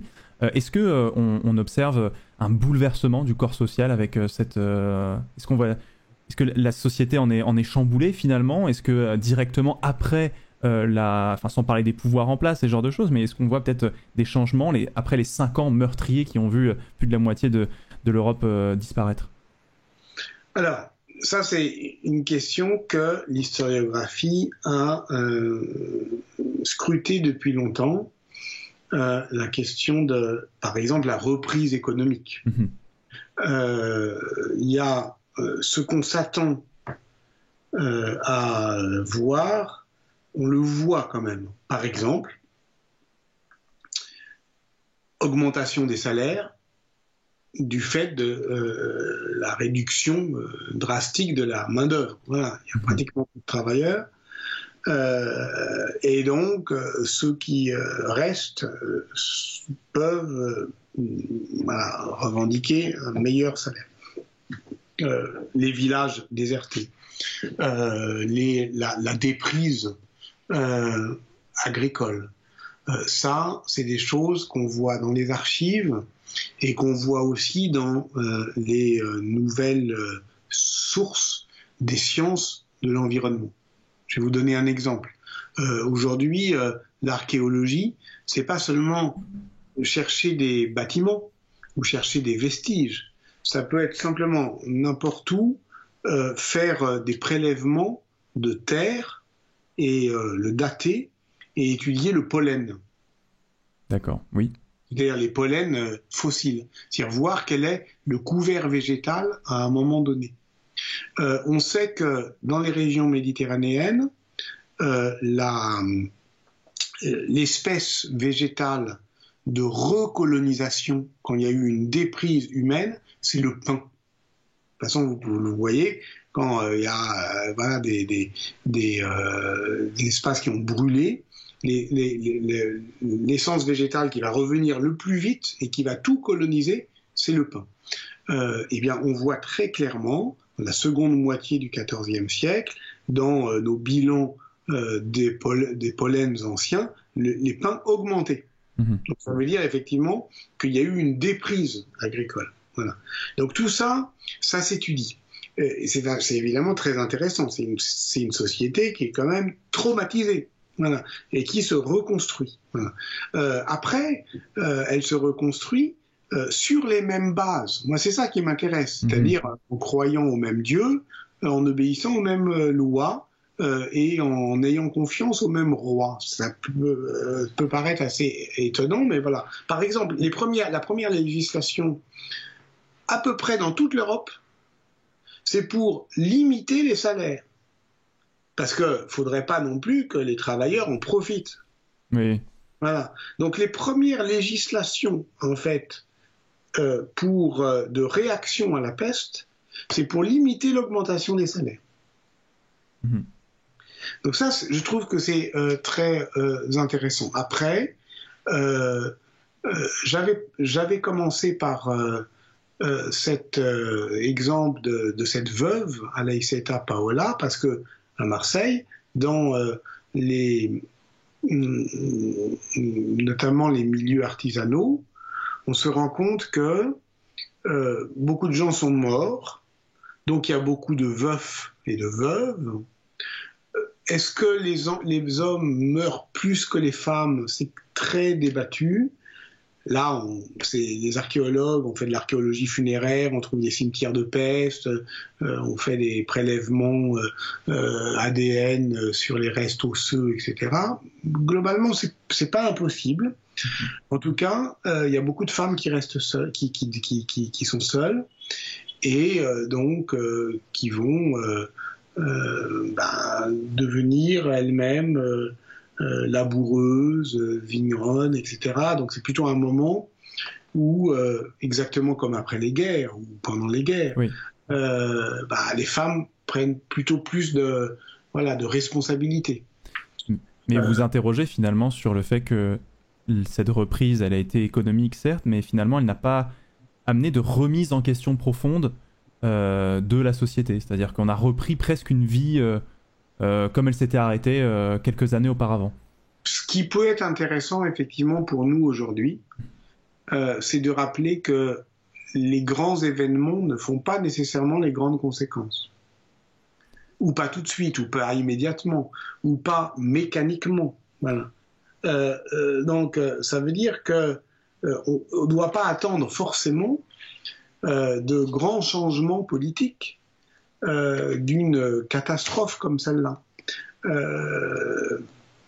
Pourquoi ? Sans doute parce que le besoin de recommencer comme avant est plus fort que tout. Était plus fort que tout. Et c'est intéressant ce que vous dites. Parfois, c'est vrai qu'il y a je lisais un livre qui s'appelait L'histoire des possibles, qui était intéressant et qui parlait justement, qui parlait des uchronies un petit peu, mais surtout qui expliquait que voilà, l'histoire ne va pas de soi, c'est pas une sorte de marche inexorable, ce qui fait que certes, quand on connaît la fin de cette histoire-là, on en connaît les mécanismes, on en connaît le cheminement, mais finalement, on se rend compte que c'est beaucoup plus compliqué que ça et que pour les gens qui étaient contemporains des événements, eh bien, on va dire, la vie comme on l'a connue passe par-dessus tout et le changement est toujours compliqué. Et donc même après un événement aussi fort que celui que vous indiquez ici. Alors s'il n'a pas eu forcément, s'il y a eu un impact de reprise dans le corps social, mais pas forcément de changement profond chez les gens, est-ce que en général dans l'articulation du pouvoir, est-ce que des pouvoirs ont été remis en cause justement par selon certaines régions, par justement cet épisode de peste, ou ont justement montré une force de caractère, une force dans l'administration? Alors, il y a la question, c'est de savoir à quelle échelle on prend. Le seul, la seule, la seule région où il y a où les lendemains de peste correspondent évidemment à un changement politique majeur, c'est la Chine. Parce que effectivement, c'est le moment où la dynastie Ming s'installe et sur d'autres bases politiques. Manque de bol, on ne sait pas exactement si la Chine a connu la peste noire. Donc là où on a un changement politique majeur, on n'a pas forcément de peste. Là où on est sûr qu'il y a la peste, il n'y a pas de changement politique majeur. Même si ce que je vais essayer d'étudier à partir de maintenant, sans doute l'année prochaine, c'est quelque chose de très classique dans l'histoire, par exemple, du Royaume de France, c'est l'aspiration à la réforme à partir des années 1350. Et c'est vrai qu'il y a, je trouve que les historiens, ils oublient assez vite la peste noire. Ils oublient assez vite. Ils disent, ah oui, il y a la peste, et puis après, ils racontent l'histoire politique. Bon, l'histoire politique des années, par exemple, de la France, elle est de toute façon, depuis les années 1330, occupée par l'affaire franco-anglaise, ce qu'on appelle la guerre de 100 ans. Et au fond, pour les habitants, tout ça, ça s'accumulait. Oui. Il n'y avait pas que la peste. Il y avait la peste, la guerre, la famine. Enfin, c'était une série d'emmerdes, quoi. Voilà. Si vous avez lu, il y a un article dans Le Monde aujourd'hui qui est assez intéressant sur Bondy, sur comment, dans le 93, aujourd'hui, c'est pas la peine de on peut parler du Covid, mais c'est le Covid plus les inégalités, plus donc on s'installe à un endroit et on voit comment toutes les calamités, tous les fléaux s'accumulent. Donc on a beaucoup de c'est un petit peu une sorte d'arbitraire d'historien que de dire ce monde d'après la peste. Oui. Réagit à la peste, il réagit à plein d'événements en même temps. Il n'empêche que dans les années 1350, il y a une aspiration à la réforme. On connaît la révolte d'Étienne Marcel, on connaît les révoltes, les jacqueries, on connaît les états généraux de 1356. Ce sont des événements qu'on ne met jamais en rapport avec le traumatisme épidémique. Étrangement, oui. Parce que, alors, si on veut une conséquence directe, effectivement, c'est pas l'année d'après, mais réfléchissons à notre propre temporalité. Vous voyez ? Est-ce que finalement, quelles sont les conséquences d'événements très traumatiques, en fait ? Jusqu'à quelle échelle de temps on peut dire que c'en est la conséquence ? Plus ou moins direct, c'est ça ? Plus ou moins direct. Donc jusqu'à quel moment il faut raccrocher un événement à un autre postérieur à lui ? C'est ça. Et à quel moment on est plus dans le dérivé et c'est différent, c'est plus compliqué à ce moment-là. Et ce d'autant plus que, alors si on veut vraiment parler de la peste, elle s'installe durablement, c'est-à-dire elle revient, et elle peut être aussi meurtrière, hein, c'est-à-dire que vous avez en 1360, en 1460, il y a en 1630, il y a des pestes qui enlèvent encore la moitié de la population. Mais c'est dans le paysage, quoi. Vous voyez, c'est-à-dire que on sait que ça peut arriver. Voilà. La première fois, ça m'intéresse quand même. La première fois, ça m'intéresse. Alors, juste, je vous ai dit que la première fois, c'était la deuxième, c'est-à-dire que que nous savons que c'est la seconde pandémie par rapport à la peste justinienne, mais pour une femme ou un homme de 1347, les années 640, en fait, ça n'existe pas. C'est même pas le passé. C'est comme Game of Thrones, quoi. Avant Charlemagne, ils savent pas vraiment si ça a existé ou pas. C'est une sorte d'horizon mythologique. Quand on parle un petit peu justement d'historiographie, c'est intéressant parce que vous parlez aussi, quand vous parlez de la peste, des représentations. Alors c'est vrai que souvent, alors pour moi qui fais des études d'histoire, les représentations d'un événement historique sont souvent relayées soit en dernière partie de l'exposé ou de la dissertation, ou presque en ouverture. Vous, le sujet de la représentation d'un événement historique, dont celui de la peste, c'est presque le début de la réflexion, puisque il y a, selon vous, beaucoup à chercher et beaucoup à comprendre dans les représentations qu'on peut en faire. On parlait tout à l'heure des danses macabres, on peut aussi marquer l'évolution dans la peinture, dans les sculptures aussi. L'historiographie a évolué aussi sur ce point-là, sur la représentation et ce qu'elle dit de cette période. Oui. Tiens, ça me fait penser à ma maîtrise. C'est l'ancien nom du master. Tout à fait. Le premier travail que j'ai fait en histoire, c'était sur le duel. Parce que j'avais vu le film Dueliste de Ridley Scott et j'avais adoré ça. Et puis ensuite, après, à partir de Dueliste, j'avais lu la nouvelle de Joseph Conrad, dont elle était l'adaptation. Et puis, ça m'avait tout à fait fasciné. Et j'avais... vous avez... Super. Bravo. Donc, je m'étais intéressé au duel. Et c'est une pratique.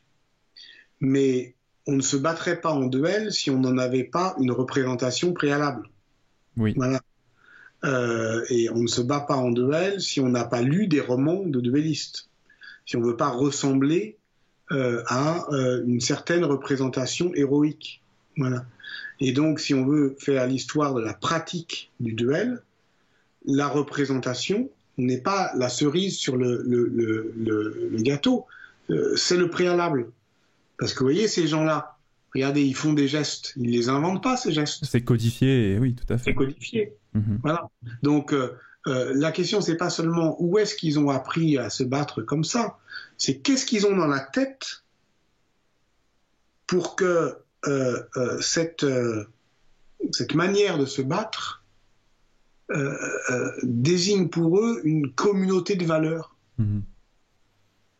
En fait, souvent, on pourrait dire que la représentation, des fois, peut tronquer la vérité, mais je pense que vous l'assimilez en disant oui, mais malgré tout, elle participe à une sorte de mémoire collective, de code, c'est-à-dire que souvent, ce qui va différencier un historien, quelqu'un qui va apprécier, je sais pas, une peinture de l'époque médiévale ou quoi, c'est tous ces codes visuels-là que moi, par exemple, étudiant qui ne s'intéresse pas à l'histoire de l'art, n'a pas.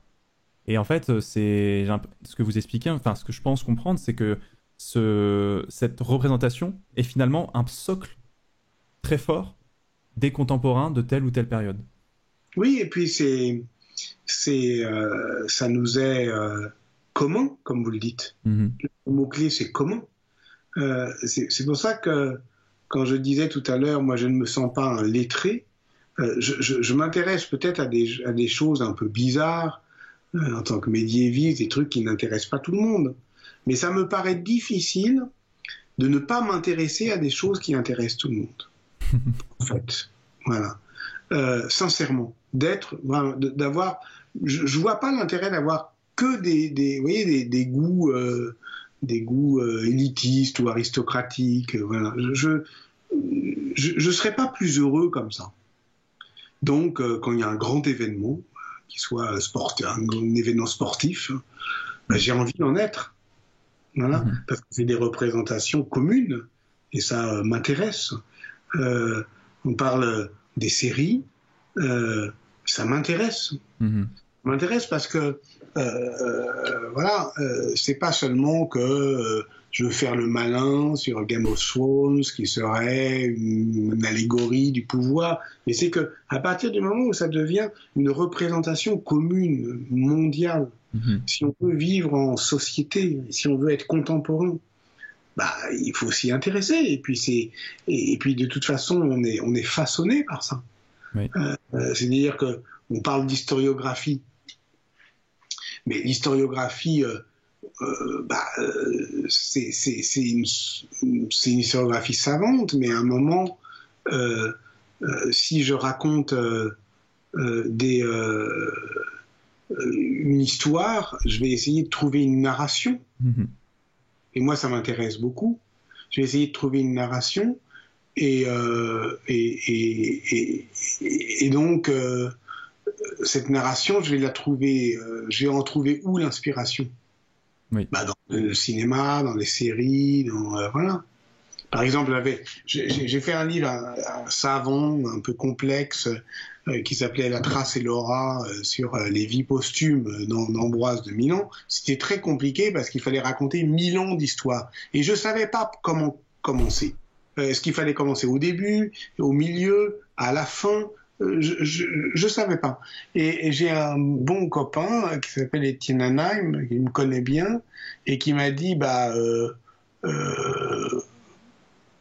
commence, fais comme dans un film de Robert De Niro, comme dans un film de Michael Scorsese, c'est-à-dire comme dans Casino, quoi. On arrive et on voit la bagnole de Robert De Niro qui explose. Voilà. On est à peu près à la fin de l'histoire. Donc, on arrive, boum, la bagnole explose. Gros flashback. On raconte toute l'histoire jusqu'à ce que la bagnole explose, et puis on raconte ensuite après la fin. Voilà. Ça, c'est une possibilité narrative. Des fois, je raconte l'histoire du début à la fin, ça m'arrive encore. Oui. Mais si je le fais, c'est après avoir testé toutes les autres possibilités. Vous voyez ce que je veux dire? Oui. Parce que je vis dans un monde de fiction. On vit dans un monde d'images. Bah et ouais, les images nous percutent, et qu'elles soient écrites ou qu'elles soient visuelles. Bien sûr. Oui. La narration est très importante aujourd'hui, en fait, ces représentations-là, du coup, c'est assez intéressant parce que dans la manière vous allez la raconter, vous n'hésitez pas à... Parce que finalement, l'histoire passe par l'écriture beaucoup pour faire passer des idées, mais l'histoire, c'est pas la littérature. Quand on lit un bouquin d'histoire, on ne s'attend pas à voir... à lire une intrigue, c'est ça aussi, on attend à avoir un exposé, avoir certaines réflexions, parfois méthodologiques sur l'histoire, mais on ne s'attend pas à ce qu'on nous raconte une série ou un roman policier. Et donc c'est vrai que rattacher l'histoire dans cette manière de narrer, de narrer justement des épopées, c'est se rattacher justement à ce fameux socle presque qu'on a tous en commun, quoi. C'est ça. Cette impression. C'est ça, tout à fait. Non, vous avez raison. Et c'est pour ça que... Voilà. Est-ce qu'on n'a pas peur de... Là, je fais l'avocat du diable, mais est-ce qu'on n'a pas peur de tronquer l'histoire en la vendant comme une histoire un peu sensationnelle? Bon, en même temps, là, j'en parle comme ça, mais je fais beaucoup d'efforts. Je fais beaucoup d'efforts aussi, des fois, pour être très compliqué, un peu obscur. Voilà, je fais aussi je fais des livres... parfois assez discret quand même. Hein.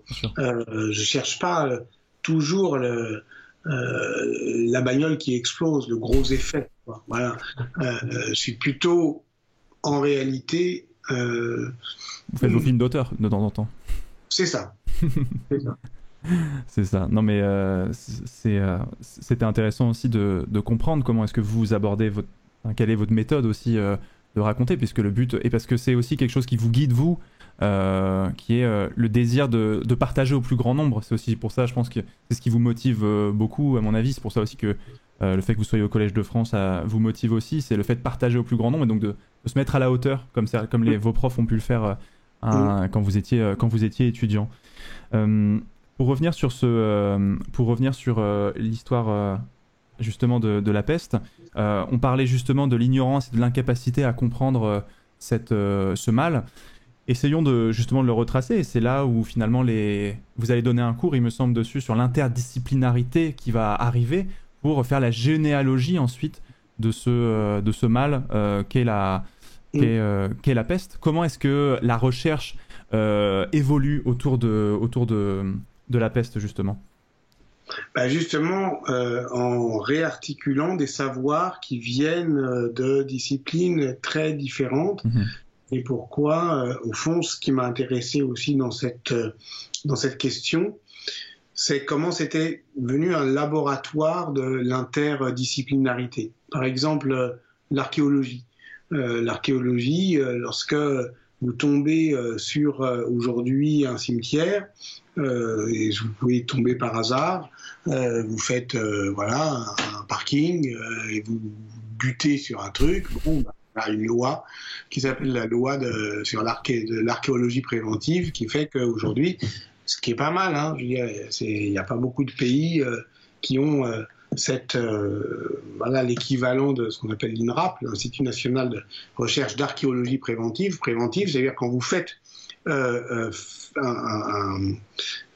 des travaux et que vous êtes promoteur immobilier, par exemple, si vous tombez sur un vestige archéologique, vous êtes obligé non seulement de le déclarer, mais de payer, de financer des fouilles archéologiques pendant un certain nombre d'années, de temps, peut-être pas d'années, mais de semaines et de mois, jusqu'à ce qu'on puisse documenter au maximum le truc. Donc, vous tombez sur un cimetière.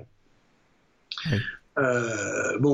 Donc des archéologues arrivent, des historiens, des spécialistes de différentes disciplines.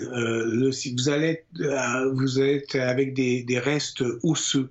Vous allez ensuite extraire, par exemple, des dents, de la pulpe dentaire, dans lequel vous allez reconstituer tout le couvert végétal à partir de son alimentation. Vous allez même pouvoir séquencer son ADN. Donc ça veut dire qu'il y a plein de disciplines entre la biologie moléculaire, entre l'archéologie funéraire, entre la palynologie, c'est-à-dire l'étude des pollens, qui vont se pencher non pas sur le berceau, mais sur le tombeau. Bon. Et ça va créer les conditions d'un dialogue. Après, ce qui est très compliqué finalement, c'est d'essayer de se... Moi, je deviendrai jamais... Par exemple, j'ai fait plusieurs heures de cours qui étaient informés par la paléogénétique. Voilà, parce que ça m'a fasciné, c'est le fait qu'on puisse aujourd'hui séquencer le génome non seulement d'hommes qui sont morts il y a des siècles, mais même de leurs microbes. Oui. Comme par exemple le bacille de la peste, qui est quand même un truc dingue quand on y pense. Donc lire des articles de génétique, c'est pas si évident, ne serait-ce que pour comprendre le résultat. Voilà. Ça nécessite quand même une certaine... de se former un petit peu. Mais on ne peut pas seulement se former à la compréhension du résultat. Il faut quand même un petit peu comprendre la méthode, parce que sinon on risque de faire de grosses bêtises. Oui. Alors, ça veut dire quoi? D'abord, on peut travailler ensemble. Donc là, j'ai fait un cours, c'est individuel, c'est singulier. Mais bientôt, je vais faire, avec le Étienne Hanheim dont j'ai parlé, justement, je vais faire un séminaire. Donc là, on va inviter des médecins, des archéologues, des généticiens, bon, voilà, pour travailler tout ça. Et ça veut dire que comment on trouve un langage commun? Oui. Ça, c'est assez intéressant. C'est ça. Il y a même... c'est une épidémie, hein, la peste. Donc, il y a des épidémiologistes qui travaillent là-dessus. Et les épidémiologistes, on a compris depuis un an, ils font des modèles mathématiques. C'est pas tout à fait pareil que être historien, tout à fait. Là, on commence à être très très loin de nos bases. Mais il faut réussir à créer ça. Enfin, en tout cas, ça le permet, comme vous le dites, pour le bacille, par exemple, de la peste, l'évolution est très forte aussi. Justement, parce que finalement, il est déjà quasiment 22h, donc on arrive au fin de notre discussion presque, mais où qu'est-ce qu'on aujourd'hui, justement, on affine encore nos connaissances de cette période qui pourtant, c'est fou parce que la peste, on en a tous entendu parler. On a l'impression c'est typiquement le genre d'épisode historique. On a l'impression qu'on sait énormément de choses, mais comme vous le dites, ces 3 dernières années, on a fait beaucoup évoluer la recherche sur le sujet. Donc j'imagine qu'il reste encore beaucoup de choses à découvrir, encore des zones d'ombre. Quelles sont-elles ? D'abord, je pense qu'aujourd'hui, alors techniquement, le truc assez intéressant, c'est que je crois que on a un modèle, justement le modèle épidémiologique, qui a été mis au point au 19e siècle, donc la puce, le rat, l'homme, la marmotte éventuellement. Mais lorsque les virologues ou les épidémiologistes font des calculs par rapport à ça, à ce mode de transmission, eh bien, ils arrivent à des résultats moins catastrophiques. Donc, ce que je veux dire, c'est que la létalité, le taux de mortalité, la rapidité de la diffusion de la peste et en fait sa violence paroxystique ne correspondent pas, en fait, ne sont toujours pas compréhensibles par rapport à nos propres modèles d'interprétation. Donc, ça veut dire qu'il y a autre chose, d'autres vecteurs, une autre. Et c'est aussi parce que, si vous voulez, là déjà, il y a l'homme, le rat, la puce. L'homme a une histoire, mais le rat aussi et la puce aussi. C'est-à-dire qu'il y a des évolutions. On voit très bien. Voilà, eux-mêmes, ils n'ont pas forcément le même patrimoine génétique. Donc tout ça évolue. Bon.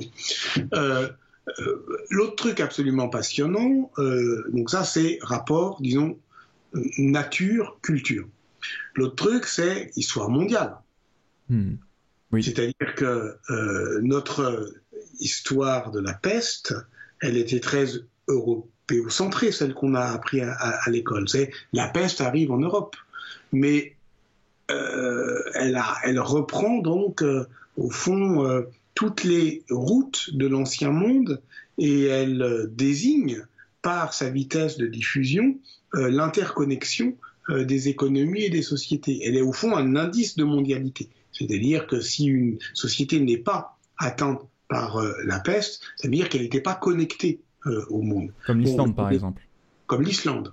Mais, ou même, par exemple, on voit que la vitesse de propagation, donc Marseille, vous l'avez dit, 1347, puis ensuite ça remonte le Rhône, ça va très vite en Angleterre, en Allemagne, et puis ça n'arrive à Moscou qu'en 1352. Donc ça veut dire que là, on est loin, quoi. Est-ce qu'elle est évidemment la peste en Égypte, ça on le sait, donc elle est en Afrique du Nord, est-ce qu'elle passe le Sahara ? Ah oui, c'est vrai. Elle est en Éthiopie, on en est pratiquement sûr. Mais est-ce qu'elle... alors, si on croit aujourd'hui les historiens et les archéologues de l'Afrique médiévale, l'Afrique subsaharienne est connectée au monde. Moi, j'ai fait un documentaire pour Quand l'histoire fait date sur le voyage de Mansa Moussa, roi du Mali, à la Mecque en 1324, pour montrer que l'empire du Mali, à ce moment-là, il est connecté au monde. Donc s'il est connecté au monde, il y a peu de chances qu'il soit sorti indemne de cette catastrophe démographique. Mais on n'en a pas vraiment la preuve. Donc ça, c'est la deuxième grande possibilité, je dirais, de progrès historiographique. Après, la science, l'histoire monde. Puis il y a un autre truc absolument fascinant, qui est l'histoire des animaux, justement. L'histoire du rapport entre humains et non-humains. Mais vous voyez, tout ça, on s'y intéresse dans le passé parce que ça nous intéresse aujourd'hui. Évidemment qu'on est dans un monde où on prend conscience de la question environnementale, de la question du rapport entre humains et partenaires non humains. On voit bien que les maladies d'aujourd'hui, eh bien, sont des maladies du saut d'espèces. Ça nous intéresse le rapport entre les animaux sauvages et les animaux domestiques à Wuhan, et donc on se dit ah ben merde, peut-être que c'était la même chose. Oui. C'est quand même bien toujours les questions d'aujourd'hui qui éclairent le passé. Voilà. Et c'est ça qui est assez intéressant, c'est qu'au fond, c'est pour ça qu'on en revient à cette manière de s'exposer, d'être voilà, une voix singulière. On ne parle toujours que de nous, que de nous aujourd'hui.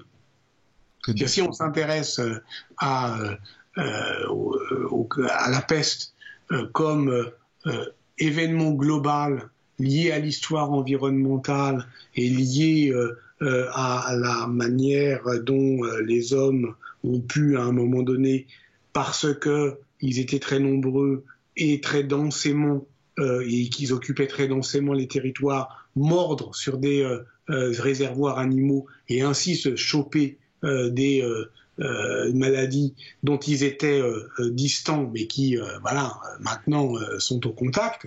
Là, pourquoi on s'intéresse à ça? Parce que c'est ce qui nous arrive. Oui, parce que c'est le présent nous inspire, ou en tout cas souligne certaines choses du passé, et le passé peut, elle, répondre aussi et faire écho à certaines choses du présent. Voilà. Pour terminer aussi, pour aller toujours vers la fin, pour revenir sur cet épisode de 5 ans qui commence en 1347, pourquoi est-ce que elle rentre dans un cycle, cette peste? Pourquoi est-ce qu'elle ne continue pas? C'est-à-dire qu'il y a ce côté, elle a été très forte pendant 5 ans, et à un moment donné, elle s'arrête, elle rechute derrière. Alors, non, normalement, ce qu'on vit actuellement, mais ce qu'on vit au fond depuis qu'on a la manière, qu'on sait la manière de rendre la vie difficile au virus ou aux microbes, avec les antibiotiques ou avec les vaccins, c'est une sorte de course-poursuite entre la mutation, les variants d'un agent pathogène, et puis notre capacité à nous défendre contre lui. Là, effectivement, ça se passe pas du tout comme ça, puisque y a des gens qui peuvent en réchapper de la peste. Certains peuvent d'ailleurs ne pas en mourir, puisque les taux de mortalité pour la peste bubonique, c'est 60%, c'est quand même pas mal. La peste pulmonaire, c'est 100%. Voilà, hein, comme ça, c'est aujourd'hui encore. Il n'y a pas... sauf si vous traitez aux antibiotiques, bref. Donc, on est habitué à une chronologie où les maladies s'arrêtent parce qu'on les a vaincues. Oui. C'est la grande idée.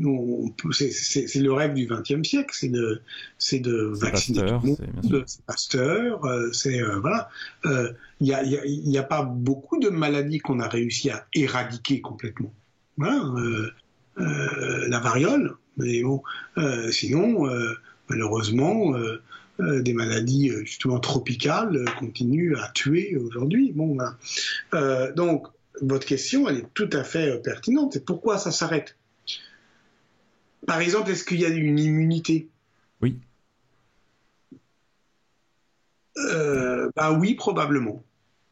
C'est-à-dire qu'on voit que lorsque ça a tué tous ceux qui... ça intéressait beaucoup les hommes du Moyen-Âge.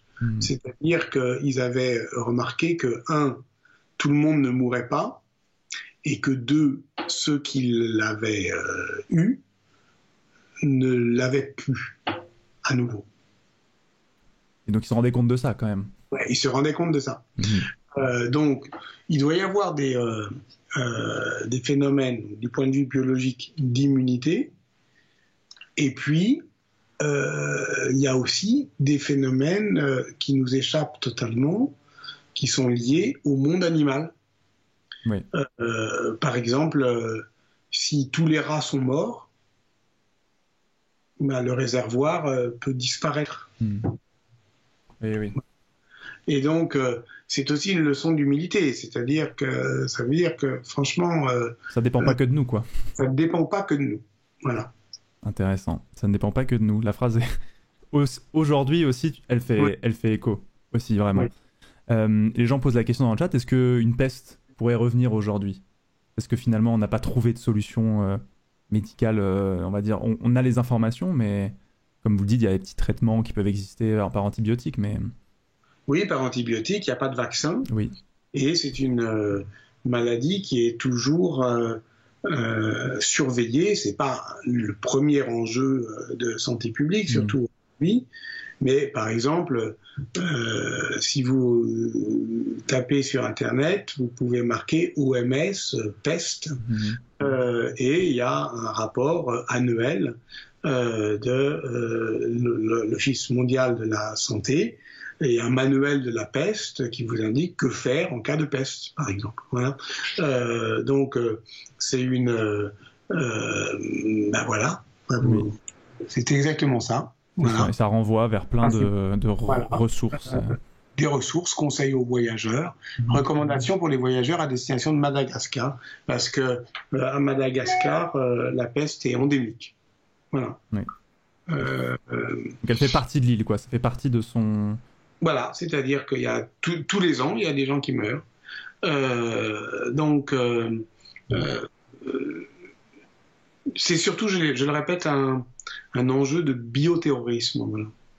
Parce que c'est un agent pathogène qui est très meurtrier et très facilement mobilisable. Voilà. D'accord. Aussi, donc c'est aussi intéressant de comprendre, comme je disais en début d'émission, parce que vous l'aviez évoqué, les enjeux de l'histoire sur des questions encore très présentes, voilà. Finalement. Patrick Boucheron, merci beaucoup d'être... merci beaucoup. Merci. C'était très intéressant. Pour moi. Et bah, c'était passionnant pour nous aussi, je pense, de vous écouter parler et de répondre à nos questions pendant une heure, pendant quasiment 2 heures finalement, quasiment 2 heures. Bravo pour cette chaîne, Live Histoire, je trouve ça super, vraiment. C'est très gentil, merci beaucoup. J'espère que vous avez aussi, voilà, on a essayé d'aborder plusieurs choses, votre travail d'historien, mais aussi le travail pour moi qui reste indissociable, quoi, le positionnement de l'historien par rapport au sujet qu'il amène et par rapport au très grand nombre aussi que vous essayez de partager. Et puis le fait que vous veniez, pour moi, confirme le fait que vous êtes un historien et une personne qui est très, on va dire, sensible au fait de partager ce qu'il sait et partager surtout ses réflexions personnelles. Et donc je suis très content que vous l'ayez fait aussi avec nous ce soir. Bah écoutez, moi ça m'intéresse beaucoup aussi, je vous le dis comme ça, les nouvelles manières de transmettre l'histoire sur les réseaux numériques. Donc, je vous l'ai dit, il y a une nouvelle émission, c'est pas pour faire l'article, mais c'est parce que ça m'intéresserait de savoir ce que vous en pensez. Une nouvelle émission sur Arte qui s'appelle Faire l'histoire, où c'est des jeunes historiennes et historiens qui présentent des objets. Avec Manon Bril notamment. Et il y a Manon. Voilà. Et c'est là où je voulais en venir. Le premier, c'est samedi, c'est sur le stérilet. Et puis, il y a Manon, qui est une célèbre youtubeuse, qui fait une pastille à la fin. Parce que, bien sûr que la télé, c'est un média très traditionnel, mais après tout, Arte, ça ne se voit pas que sur... voilà, ça ne se voit pas que sur la télé, ça peut se voir aussi sur Internet, n'importe où. Et ce qui nous intéresse avec cette émission, c'est d'essayer de faire un lien, vous voyez, avec entre ce monde, qu'on peut dire le monde d'avant, bien sûr, le monde de la télé, et puis le vôtre, quoi, celui des réseaux. Et pour donc, à partir du moment où c'est une émission de télé qui se termine au fond comme une chronique YouTube, c'est aussi une manière de dire, allez, essayons de faire des liens entre tous ces univers. C'est pas seulement ces médias, mais ces univers différents. Et je trouve que c'est super intéressant. De toute façon, Arte, on est beaucoup de gens à regarder Arte. Beaucoup de gens ont regardé votre première émission déjà quand l'histoire fait date. Donc je pense qu'il y aura beaucoup de gens qui seront ravis de découvrir ce format avec en plus des têtes que nous on connaît sur Internet. Mais les gens s'attachent à ça, mais vont être contents de la démarche, je pense, et ont hâte de découvrir ce nouveau format. Merci beaucoup en tout cas. Merci beaucoup Patrick Boucheron. Je vous souhaite une excellente soirée et au plaisir peut-être de vous réinviter sur la chaîne pour échanger justement dans le futur. Avec plaisir. Merci beaucoup. Bonne soirée à vous. Au revoir.